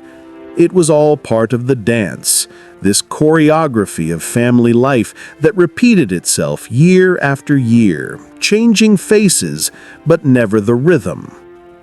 At one end of the table, the youngest child was given the wishbone. Two small hands grasped the sides, pulling with a giggle. "Make a wish," someone whispered. The bone snapped, a tiny sound that marked another small victory in a day full of wonder. The conversation flowed like warm cider. It began with small things, compliments about the food, playful jokes about who burned the rolls this year, but gradually deepened into stories. Uncle Thomas might recall a Christmas from long ago when the power went out and the family ate dinner by candlelight. Grandma might reminisce about the Christmas she and Grandpa spent apart during the war, their only connection a letter that arrived 2 weeks late. Laughter and memory intertwined, weaving a tapestry that stretched across generations. The children didn't always understand the stories, but they listened anyway, because even at that age, they knew they were witnessing something sacred. There were pauses, too, moments when everyone just listened to the sound of forks on china, the low murmur of conversation, the faint creak of the old house settling. Outside, snow continued to fall in slow, steady silence. And then came dessert, the sweet crescendo of the day. The table cleared, new plates appeared, smaller and more delicate. Pies emerged from the kitchen, their crusts golden and flaky, their fillings deep and fragrant, pumpkin, pecan, apple. Whipped cream was passed around in a chipped ceramic bowl that had belonged to someone long gone but never forgotten. Someone always insisted they couldn't eat another bite, and yet, a few minutes later, they did. Because on Christmas, appetite wasn't about hunger, it was about joy, about tasting the care that went into every dish, about honoring the hands that made them. The sounds of the meal became their own kind of symphony. The faint ring of a spoon against glass, the soft murmur of contented sighs, the distant laughter from the children who'd already run off to play. And through it all, the old clock on the mantel ticked steadily, marking not just time, but memory. It was around this time, as the plates emptied and the candles burned low, that a peculiar kind of stillness would begin to settle in. A quiet, not of exhaustion, but of peace. For a moment, everything seemed suspended. The snow outside, the laughter, the years themselves. The family sat surrounded by the remains of a feast, the warmth of food and love mingling like perfume in the air. And if one could listen closely enough, beneath the hum of conversation and the gentle ticking of the clock, they might hear something else, faint but unmistakable, the sound of belonging. Christmas dinners like these have faded from many modern homes, but in the memories of those who once sat at such tables, they remain eternal. The smell of roasting turkey, the laughter bouncing off walls lined with tinsel, the sight of candles reflected in the eyes of loved ones, the clinking of cutlery, and the comfort of knowing everyone you love is here, in this room, right now. That, more than any gift, was the true feast. The afternoon quiet. The feast was over. The laughter had quieted to a hum, and the house, once alive with clinking dishes and chatter, now breathed in a slower rhythm. Plates sat stacked in the sink, glistening under the last rays of the winter sun. The air still carried the scent of roasted meat, nutmeg, and pine, the perfume of celebration. Somewhere, a faucet dripped softly, like a metronome marking the fading of the day. The afternoon quiet had arrived. It always came, not with a sudden hush, but like snow falling on rooftops, slowly, gently, tenderly. In the living room, a faint crackle rose from the fireplace. The flames, once bright, had burned down to soft embers. Their glow washed over the room in amber light, painting faces with the colors of peace. Grandfather sat in his chair by the window, newspaper open but unread, his eyes half closed beneath the soft brim of his glasses.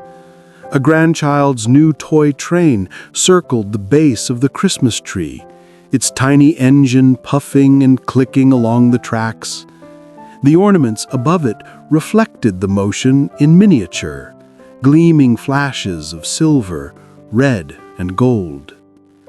On the couch, two parents sat side by side, their laughter spent, their hands loosely interlaced.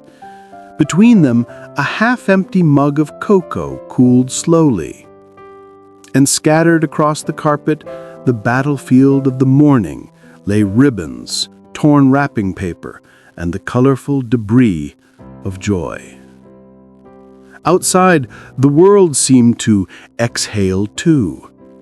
Snowflakes drifted lazily down, heavier now, blanketing the street in silence. The world beyond the window was soft and white, muffled, still. Children, undeterred by the cold, bundled themselves into coats and scarves, shouting promises to return soon before darting into the snow with sleds and mittens. Their laughter echoed faintly, mingling with the sound of distant church bells marking the hour. From a window upstairs, a mother watched them, smiling. She recognized this moment not because it was new, but because it was eternal. Every Christmas had an afternoon like this, a space between the noise and the night where time seemed to slow and hearts seemed to listen. In the kitchen, the afterglow of dinner lingered. The table was cleared, but not perfectly, a stray spoon here, a napkin there. Someone had left the cranberry bowl half full, a crimson reminder of the abundance just shared. A soft radio hum filled the background, perhaps Perry Como singing "There's No Place Like Home" for the holidays. The volume was low now, almost a whisper, as if even the music didn't want to disturb the peace. Grandma stood by the sink, hands submerged in warm, soapy water. She hummed along with the tune, her movements slow and gentle. She had done this for years, cleaning up quietly while the family drifted into rest. But she didn't mind. She said once that washing dishes after Christmas dinner was her favorite part. It's when the world is calm again and you can finally hear the day breathing, she had said.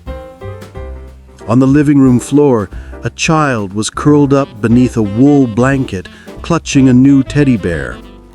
The hum of conversation had become a lullaby. He drifted easily between wakefulness and dreams, his mind still full of ribbons and laughter. Beside him, his older sister sat cross-legged, lost in the glossy pages of a new book she'd unwrapped that morning. Every so often, she glanced toward the fireplace, her imagination leaping between the story on the page and the magic still lingering in the air. It was a quiet joy, the kind that didn't sparkle or sing, but settled gently in the heart. In another corner, the old upright piano called softly. Someone, maybe an aunt, maybe one of the teenagers, sat down and began to play, not for an audience, not for applause, but simply because the moment asked for it. A slow, unhurried melody. Have yourself a Merry Christmas. The notes drifted through the house like candlelight. They reached the kitchen, where Grandma paused, hands in the sink, and smiled. They reached the hallway, where the family dog lay stretched on the rug, tail thumping lazily.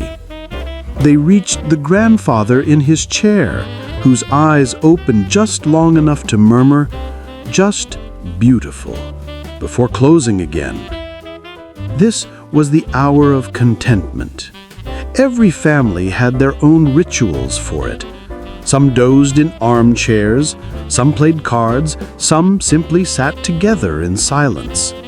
The television might flicker with an old movie, Miracle on 34th Street or White Christmas, the same ones they'd watched for decades, their endings predictable, but somehow still wonderful.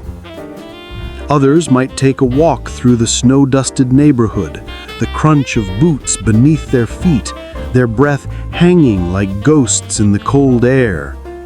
A child's laughter here, a record playing there, a mother leaning out to shake snow from the wreath on her door. It was as if the entire world had paused, not stopped, but paused in a shared understanding that this, right now, was peace. Back inside, the house dimmed into a tender sort of twilight. The Christmas tree lights blinked slowly, rhythmically. Reds, blues, greens, and golds reflecting off the ornaments like tiny stained glass windows. The hum of the heater filled the background, and from time to time a log in the fireplace would sigh and collapse into a glowing heap. In one corner, a father adjusted his glasses, reading a new book he'd been given. In another, an aunt thumbed through an old family album, showing the children pictures of Christmases long before they were born. "Look," she'd say, pointing, "that's your mother when she was your age. Same hair, same smile." The children leaned closer, half curious, half amazed. Time in that moment folded in on itself, past and present, sitting side by side in the warm light of the same living room. As the afternoon waned, a gentle drowsiness settled over the house. The rhythm of the day slowed to almost nothing, the sound of a clock ticking, a faint clink of a teacup, the whisper of snow at the window pane. Outside, the light faded into a soft gray blue. Street lamps flickered on, one by one, bathing the snow-covered sidewalks in halos of gold. Inside, Someone whispered, "It's getting dark already." But no one hurried. No one wanted to move. This was the in-between, the sacred stillness between Christmas morning's noise and the quiet reflection of the evening. It was the sound of a full heart, finally resting. And as the music on the radio faded to silence, replaced by the gentle hum of static, the house sighed one last time, content, peaceful, whole. The afternoon quiet wasn't just the pause after celebration. It was the reminder of why we celebrate at all. Because beneath the gifts and songs and feasts lies the simple truth that joy, when shared, doesn't fade. It settles. It softens. It stays. Games and togetherness. The lull of the afternoon slowly lifted, like fog rising after the rain. Somewhere, a chair creaked. Someone yawned.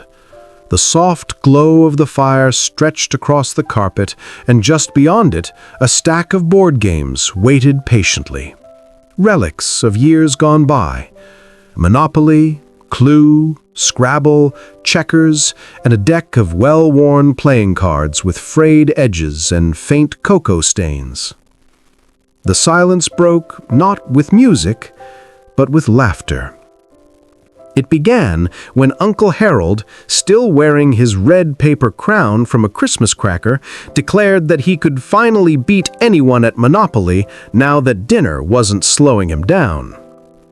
The challenge drew smiles, raised eyebrows, and the unmistakable sound of chairs sliding into place. Within minutes, the table was surrounded. Dollar bills were dealt, tokens chosen. The top hat, the thimble, the little Scotty dog, and the dice clattered like sleigh bells. From the other side of the room, Grandma looked up from her knitting. She smiled knowingly. She'd seen this scene unfold every Christmas for decades. It always started with good intentions, friendly banter, jokes about no one wanting to be the banker. But soon enough, the air would grow thick with mock negotiations and theatrical outrage. "You mortgaged Boardwalk again?" someone gasped. "Oh, I see how it is. Family means nothing when there's fake money involved." Grandma chuckled quietly to herself and returned to her knitting. Her needles clicked rhythmically, keeping time with the laughter that began to fill the room once more. On the carpet nearby, a younger group gathered for their own games, a tangle of limbs and giggles. A child's new toy drum joined the soundtrack of the evening, along with the rustle of cards and the pop of a candy wrapper being opened in secret. The family dog wove between legs, occasionally snagging a dropped piece of popcorn. And in the kitchen doorway, Grandpa leaned against the frame, sipping his coffee and watching it all unfold. His smile was quiet, content, the kind of smile that came from knowing that this was the heart of it all. Not the gifts, not the feast, but this, the gathering, the noise, the togetherness. It was during this time that the family legend was born. The story they would tell for years afterward, the one that always began with laughter and ended with Grandma grinning like a cat who's just outsmarted the whole house. It was known forever after as the year Grandma beat everyone at checkers. The checkers board was an old one, wooden, with faint scratches across the red and black squares. The pieces were mismatched, some from older sets, others borrowed from the grandkids' games. It was late in the day when Grandma announced quite suddenly that she was ready for a little challenge. No one took her seriously at first. After all, she was small, silver-haired, with glasses that slid down her nose every few minutes. But there was something about the way she set the board on her lap, the calmness in her eyes that hinted at mischief.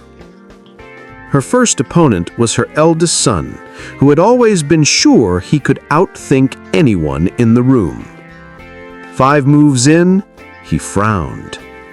10 moves in, he muttered, "Wait, hold on." 12 moves later, Grandma said gently, "King me, dear," and the room erupted in laughter. What followed became a miniature tournament.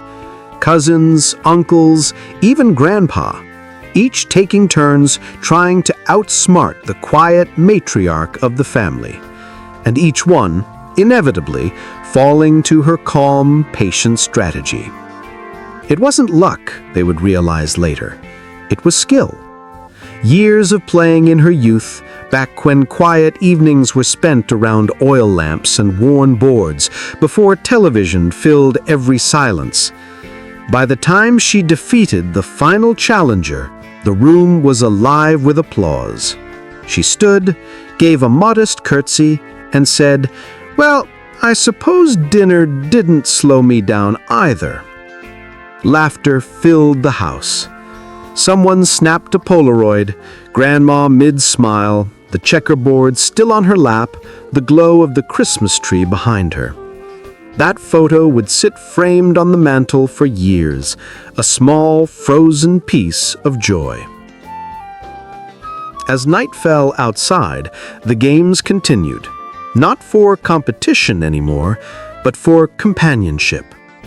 Aunt Mary pulled out a deck of cards, teaching the children a game called Crazy Eights.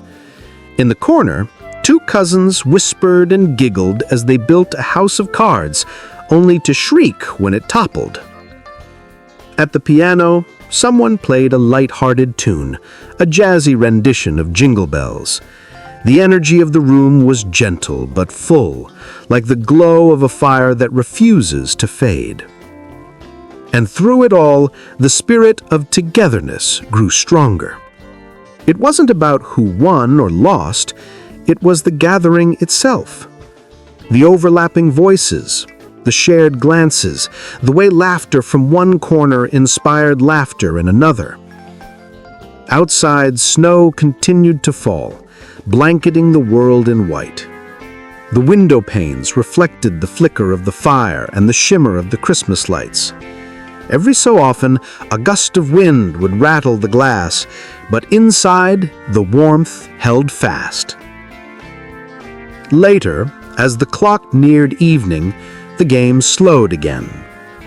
Pieces were gathered, cards were shuffled back into their boxes. Someone stretched, someone yawned, and Grandma, still the reigning checkers champion, leaned back with a satisfied sigh. Around her, the family drifted into soft conversation. Stories were exchanged about old holidays, about childhood mischief, about people no longer there, but forever remembered. There was something sacred in that, the way laughter and memory intertwined, carrying the day towards its close. When the hour grew late and the fire burned low, the family began to rise one by one to tidy up. But even then, no one wanted to leave the warmth of that shared moment. The house still echoed with the faint rhythm of laughter, the kind that lingers in the air like a song long after it's ended. And somewhere among the stacked board games and folded blankets, the checkerboard sat quietly on the table, its pieces still in place, as if waiting for next year's rematch. For that was the magic of it. Not the competition, not the winning or losing, but the togetherness that wrapped around everyone like the final ribbon on a perfect day. It was Christmas in its purest form. A family gathered, a room full of laughter, and the knowledge that joy, once shared, always finds its way home. Twilight and snowfall. The day had begun in laughter, in bright paper torn open and the chaos of delight. But now, as the last dishes were washed and the evening light thinned across the snow, Christmas had entered its quiet hour. The world outside was still, wrapped in a hush so soft you could almost hear the snowflakes land. Through the frosted window panes, the sky glowed with that fading blue that only comes once a year, a color somewhere between twilight and memory. Inside, the house had grown dim and golden. The fire burned low, whispering its last soft crackles. The scent of pine and roasted spices still lingered faintly, mixing with the faint wax of half-melted candles.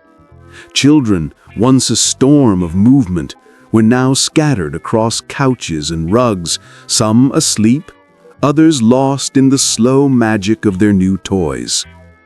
A gentle hum of music floated through the air, maybe Nat King Cole, maybe a choir from an old vinyl spinning in the corner. The song didn't need to be clear, it just was, like the heartbeat of the room itself. This was the hour when time seemed to pause, that golden seam between day and night when everything exhaled. Grandpa sat in his favorite chair by the window, a blanket across his knees, watching the snow drift through the fading light. Every so often, he'd smile. Not at anything in particular, but at everything. At the laughter still echoing faintly from the day, at the memories stitched through every corner of the house. Grandma moved quietly in the kitchen, drying the last glass, humming softly to herself, a tune she'd been humming for 40 years. It wasn't a Christmas carol, not exactly, but it belonged to the season somehow. And the parents, those tireless magicians of Christmas, finally allowed themselves to rest. The wrapping paper had been bagged up, the toys assembled, the feast conquered. They sat together on the couch, hands intertwined, eyes half closed, listening to the soft chorus of contentment that filled the house. Outside, the snow thickened into silence. The world glowed under its touch, rooftops crowned in white, trees wearing lace, the streetlights flickering through the mist like distant candles. Somewhere down the block, a child's laughter broke the silence. A last snowball battle, a sled run that ended in joyful collapse. The sound traveled like music through the cold, a reminder that wonder never really sleeps. In the living room, the Christmas tree glowed softly. Its lights blinked in a slow, sleepy rhythm, reflecting off the tinsel like tiny stars. Beneath it lay the remnants of the morning's excitement. Ribbons curled like question marks, bits of glitter catching the lamplight, and one small toy train that had been forgotten on its tracks, its engines stilled mid-journey. The narrator's voice would lower here, not in sadness, but in reverence. It was in these quiet hours that Christmas truly lived, not in the noise, not in the celebration, but in the stillness that followed, in the way the light lingered on old ornaments, in the warmth that refused to fade, in the hush that made the heart remember. The scene would move slowly from room to room, each space a story, each shadow a memory. A hallway lined with framed photos, generations smiling in the grain of old film. A mantel where stockings hung limp now, their secrets already discovered. A table where the last candle still burned, its flame flickering like a heartbeat. And outside, the world was transforming, the snow smoothing every edge, every footprint, every noise. The night was becoming something sacred. Perhaps there's a story from long ago, the kind grandparents tell in low voices while the children pretend to sleep nearby. The story of the Christmas Eve blizzard of '58, when the power went out and the whole family gathered around the fireplace, bundled in quilts, singing carols in the dark. Or the year the dog ran off with the turkey bone and everyone laughed so hard they forgot to be upset. Those stories, told over and over, weren't just entertainment. They were inheritance. They were how love was remembered, even when the voices grew older, even when the faces in the photos began to fade. And in this twilight hour, as snow covered the world outside, it felt as though all those moments, past and present, were gathered in one room, sitting together in perfect peace. Then the narrator's voice would soften even more, that intimate voice that feels like it's speaking directly to the listener's memory. Every Christmas ends the same way, in quiet. The laughter fades, the songs fall silent, and all that remains is the glow. The glow of the fire, the glow of the tree, the glow inside the heart, soft, eternal, familiar. It is in that glow that we find the truth of it all, that love outlasts the feast, outlasts the gifts, outlasts even the years themselves. That somewhere in every quiet Christmas night, every falling snowflake carries the memory of those who sat at our tables, who filled our homes with laughter, who taught us what it meant to belong. Outside, the snow deepened into silence. The stars began to show, faint at first, then brighter, like the sky itself joining the celebration one last time. The camera would lift slowly, drifting up through the window glass, leaving behind the glowing house and rising into the cold blue night. From above, you'd see the entire neighborhood, tiny houses glowing warm beneath the snow, each one a small miracle of light and love against the vast winter dark. Children safe in their beds, fires burning low, trees shimmering like constellations inside. And above it all, the voice, calm, grateful, timeless, would whisper, "Another Christmas has come and gone. Another circle of light and laughter, of gifts given and hearts opened. And though the years will change, though faces may fade and houses grow quiet, this feeling, this peace, remains. For Christmas was never just a day. It was a memory we live inside, year after year, a song that plays even when the record stops, a promise whispered softly in the snow, that love once shared never leaves. The snow falls heavier now, blanketing the world in white. The last candle flickers, then fades, and somewhere, perhaps far away, a single church bell rings, slow and low, echoing across the still night air. Fade to black. Good night, Christmas. Until next year. The snow has begun to fall again. Outside, the world glows beneath a soft white hush, as though winter itself is taking a deep breath. The lights on the tree shimmer faintly, reflecting on the glass ornaments that have hung there for generations, each one holding a quiet story of its own. Inside, the house has grown still. The laughter, once ringing through the rooms, now lingers only in the corners, a sweet echo of joy that refuses to fade. The paper wrappings are gone, the dishes washed, the last of the eggnog sitting untouched on the table. But somehow the warmth remains. It's the kind of quiet that feels like peace, the kind that comes not from silence, but from fulfillment. The narrator's voice softens. There's a certain magic in the moments after everything has been said and done, when the excitement fades and all that's left is gratitude. It's in this hush that memories come flooding back, of Christmas mornings long past, of faces that once sat around the fire, of voices now carried only in our hearts.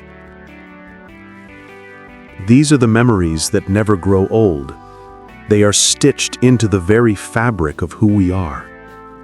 The people who shared those early Christmases, the ones who hung the tinsel, baked the pies, and told the stories, they gave us more than traditions. They gave us belonging. They gave us love.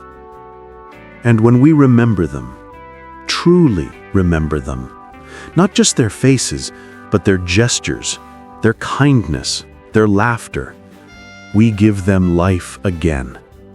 For in memory, no one ever really leaves. The narrator continues, tender and reflective. When I think of the holidays of my childhood, I don't remember the presents first.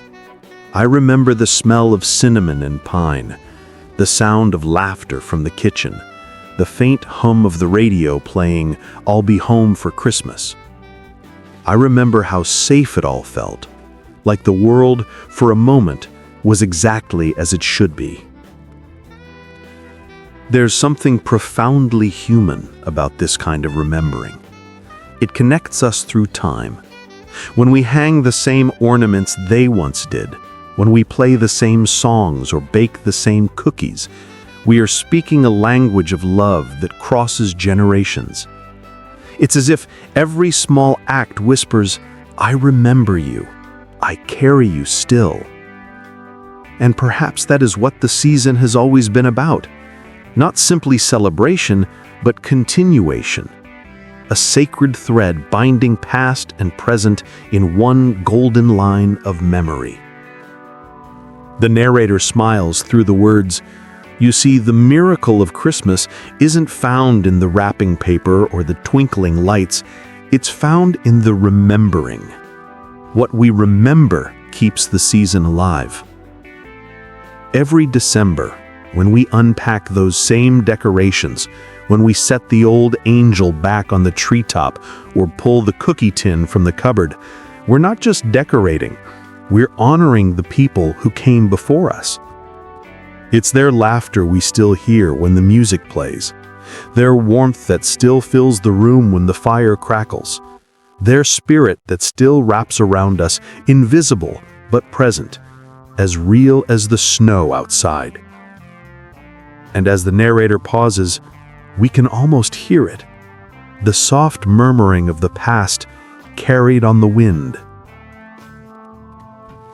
Each generation leaves behind something, not always grand, not always visible, but something that lingers, a way of speaking, a favorite carol, a dish that must be on the table because grandma always made it. And we find ourselves repeating their rituals, not because we must, but because it feels right.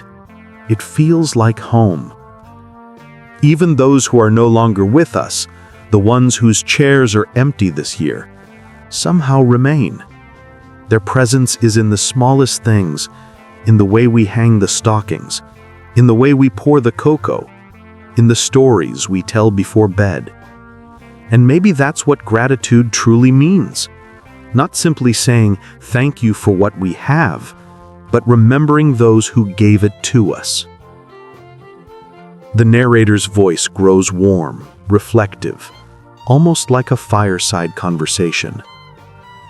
I think of my mother's hands, how carefully they tied every bow, how they smelled faintly of flour and soap. I think of my father's laugh, deep and hearty, echoing from the living room as he struggled to assemble a toy train. And I think of the way the house seemed to breathe that night. Like it was alive, like every wall and corner carried its own heartbeat of love. When we look back, it's never the perfection we remember, it's the feeling. The small kindnesses, the jokes, the quiet sacrifices, the unspoken understanding that no matter what happened during the year, we would find each other again under the same string of lights. Gratitude, the narrator continues, is the bridge between what was and what still is. It's how we turn the ache of missing into the comfort of meaning. It's why even as the years pass and faces change, the season still feels whole. Because love, once given, doesn't disappear. It settles deep and glows quietly forever. Outside, the snow keeps falling, the kind that softens the edges of the world, turning everything into a watercolor of light. Inside, the narrator's voice drifts like a lullaby. We may not live in the same homes anymore. The furniture is new, the music different, the world faster. But every time the tree lights up, something ancient stirs, something familiar. It's as if the heart itself recognizes the pattern of joy.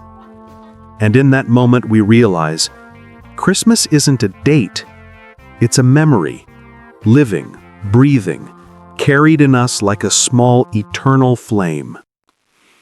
The narrator concludes this section softly. So tonight, wherever you are, pause for a moment. Think of the faces you love, the voices you miss, the laughter you still hear when the lights are low. Remember them and be grateful, because what we remember doesn't fade, it shines. And it is that remembering, the voice whispers, that keeps the season alive. There was a quiet beauty in those old Christmases, not because they were perfect, but because they were enough. Back then, joy didn't come wrapped in glossy paper or next-day delivery boxes.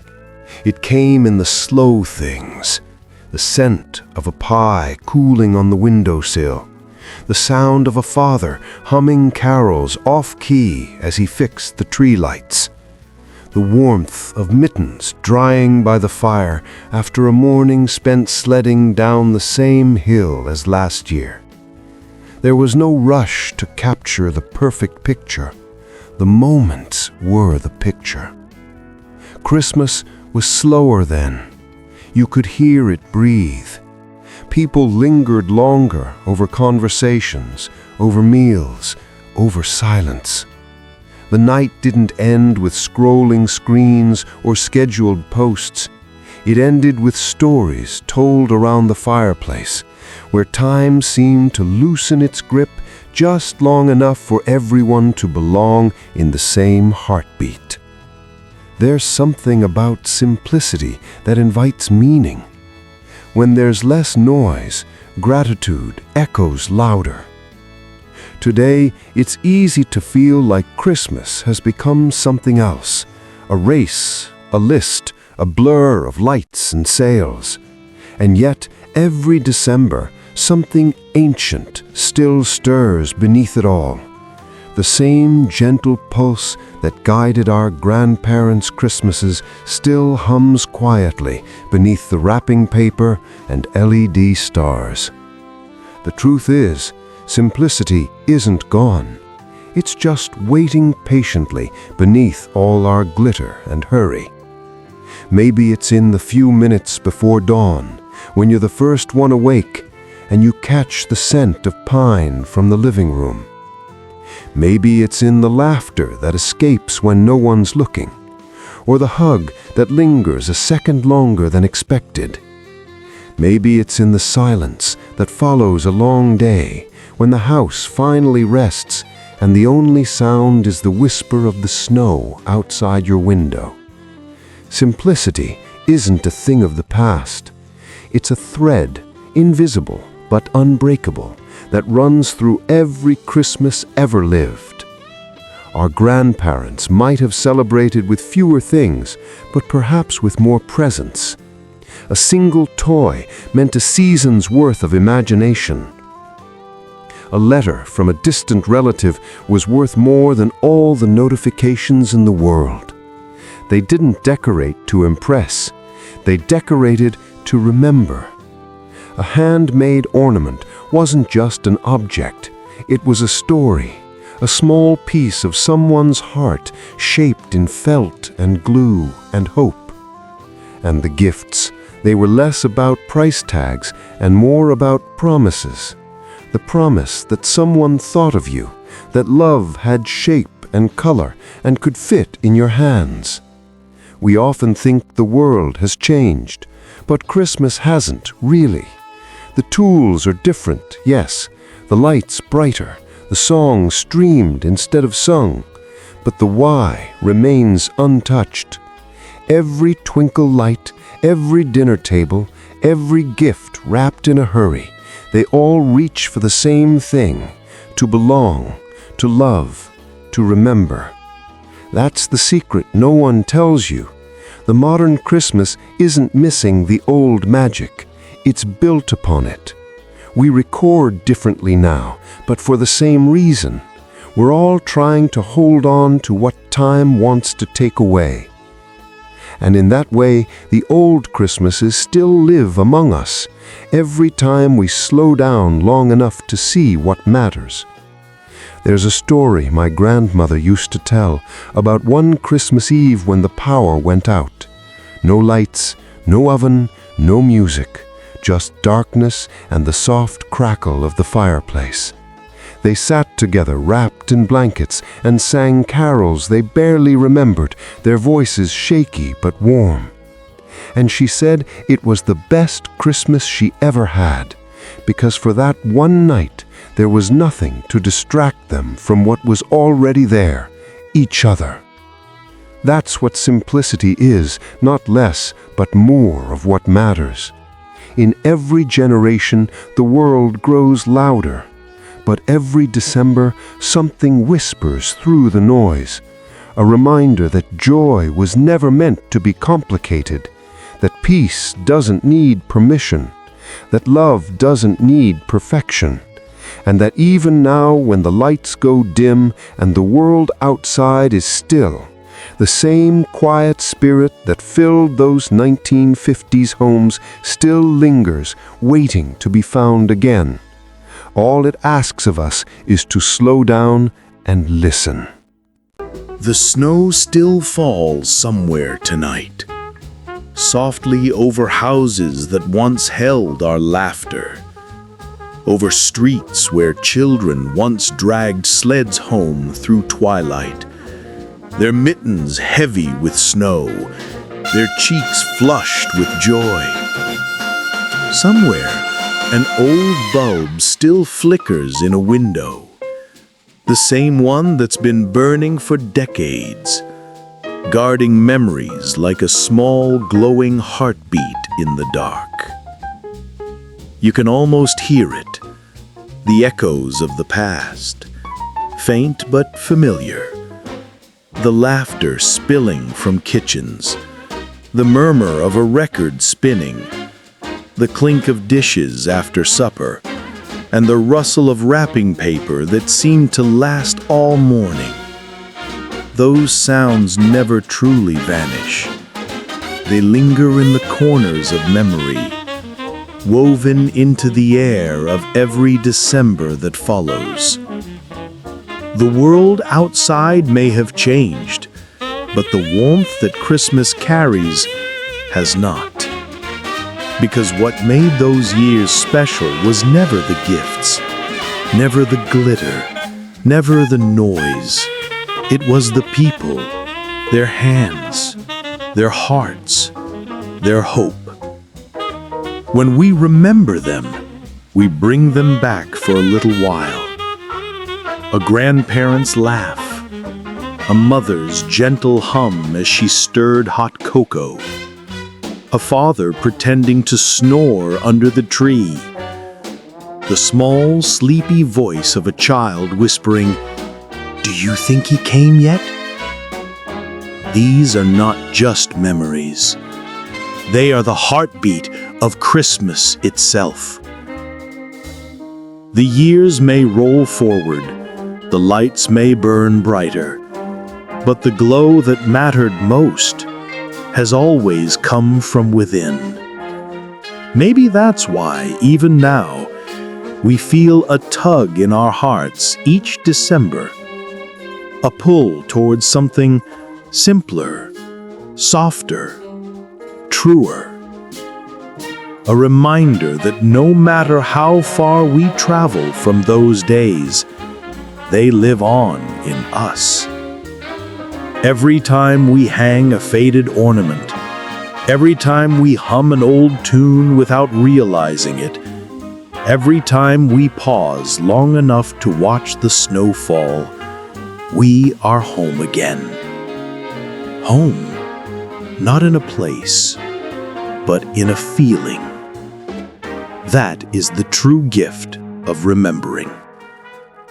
That is how the season stays alive. So tonight, as the world grows quiet and the last lights flicker beneath the stars, take a breath and listen. You might just hear it, the faint sound of laughter, the gentle ringing of bells, and the whisper of a distant time that never truly ended. Because somewhere in the stillness of this night, Christmas is happening again. Not in the past, not in the future, but right here, in your heart. As the last notes of the day fade, the snow outside still glows beneath the porch light. The world feels quieter now, softer, wrapped in the hush that only Christmas night can bring. Somewhere, a record still spins. The melody drifts like a memory. Have yourself a merry little Christmas. It hums through the stillness, warm and familiar, like a voice from long ago. And as the lights twinkle and the fire settles low, we remember why we told these stories. To keep the glow alive, to hold on to the laughter, and to pass it gently forward to those who come next. If these memories have touched your heart tonight, if they've brought back a smile, a scent, or a face you thought you'd forgotten, take a moment to hold it close. That is the gift of remembrance. That is what keeps Christmas forever alive. And before we say goodnight, I want to thank you for sharing this journey through time, for sitting by the fire of memory with me, and for letting the past shine once more. If you'd like to keep this spirit alive, to revisit the moments that made us who we are, please subscribe to the channel. Your support helps keep these stories breathing so that hearts, young and old, can keep remembering together. Until next time, may your nights be peaceful, your home be warm, and your memories ever bright. From all of us here at Memory Hour, Merry Christmas, and may the magic of yesterday forever light your tomorrow.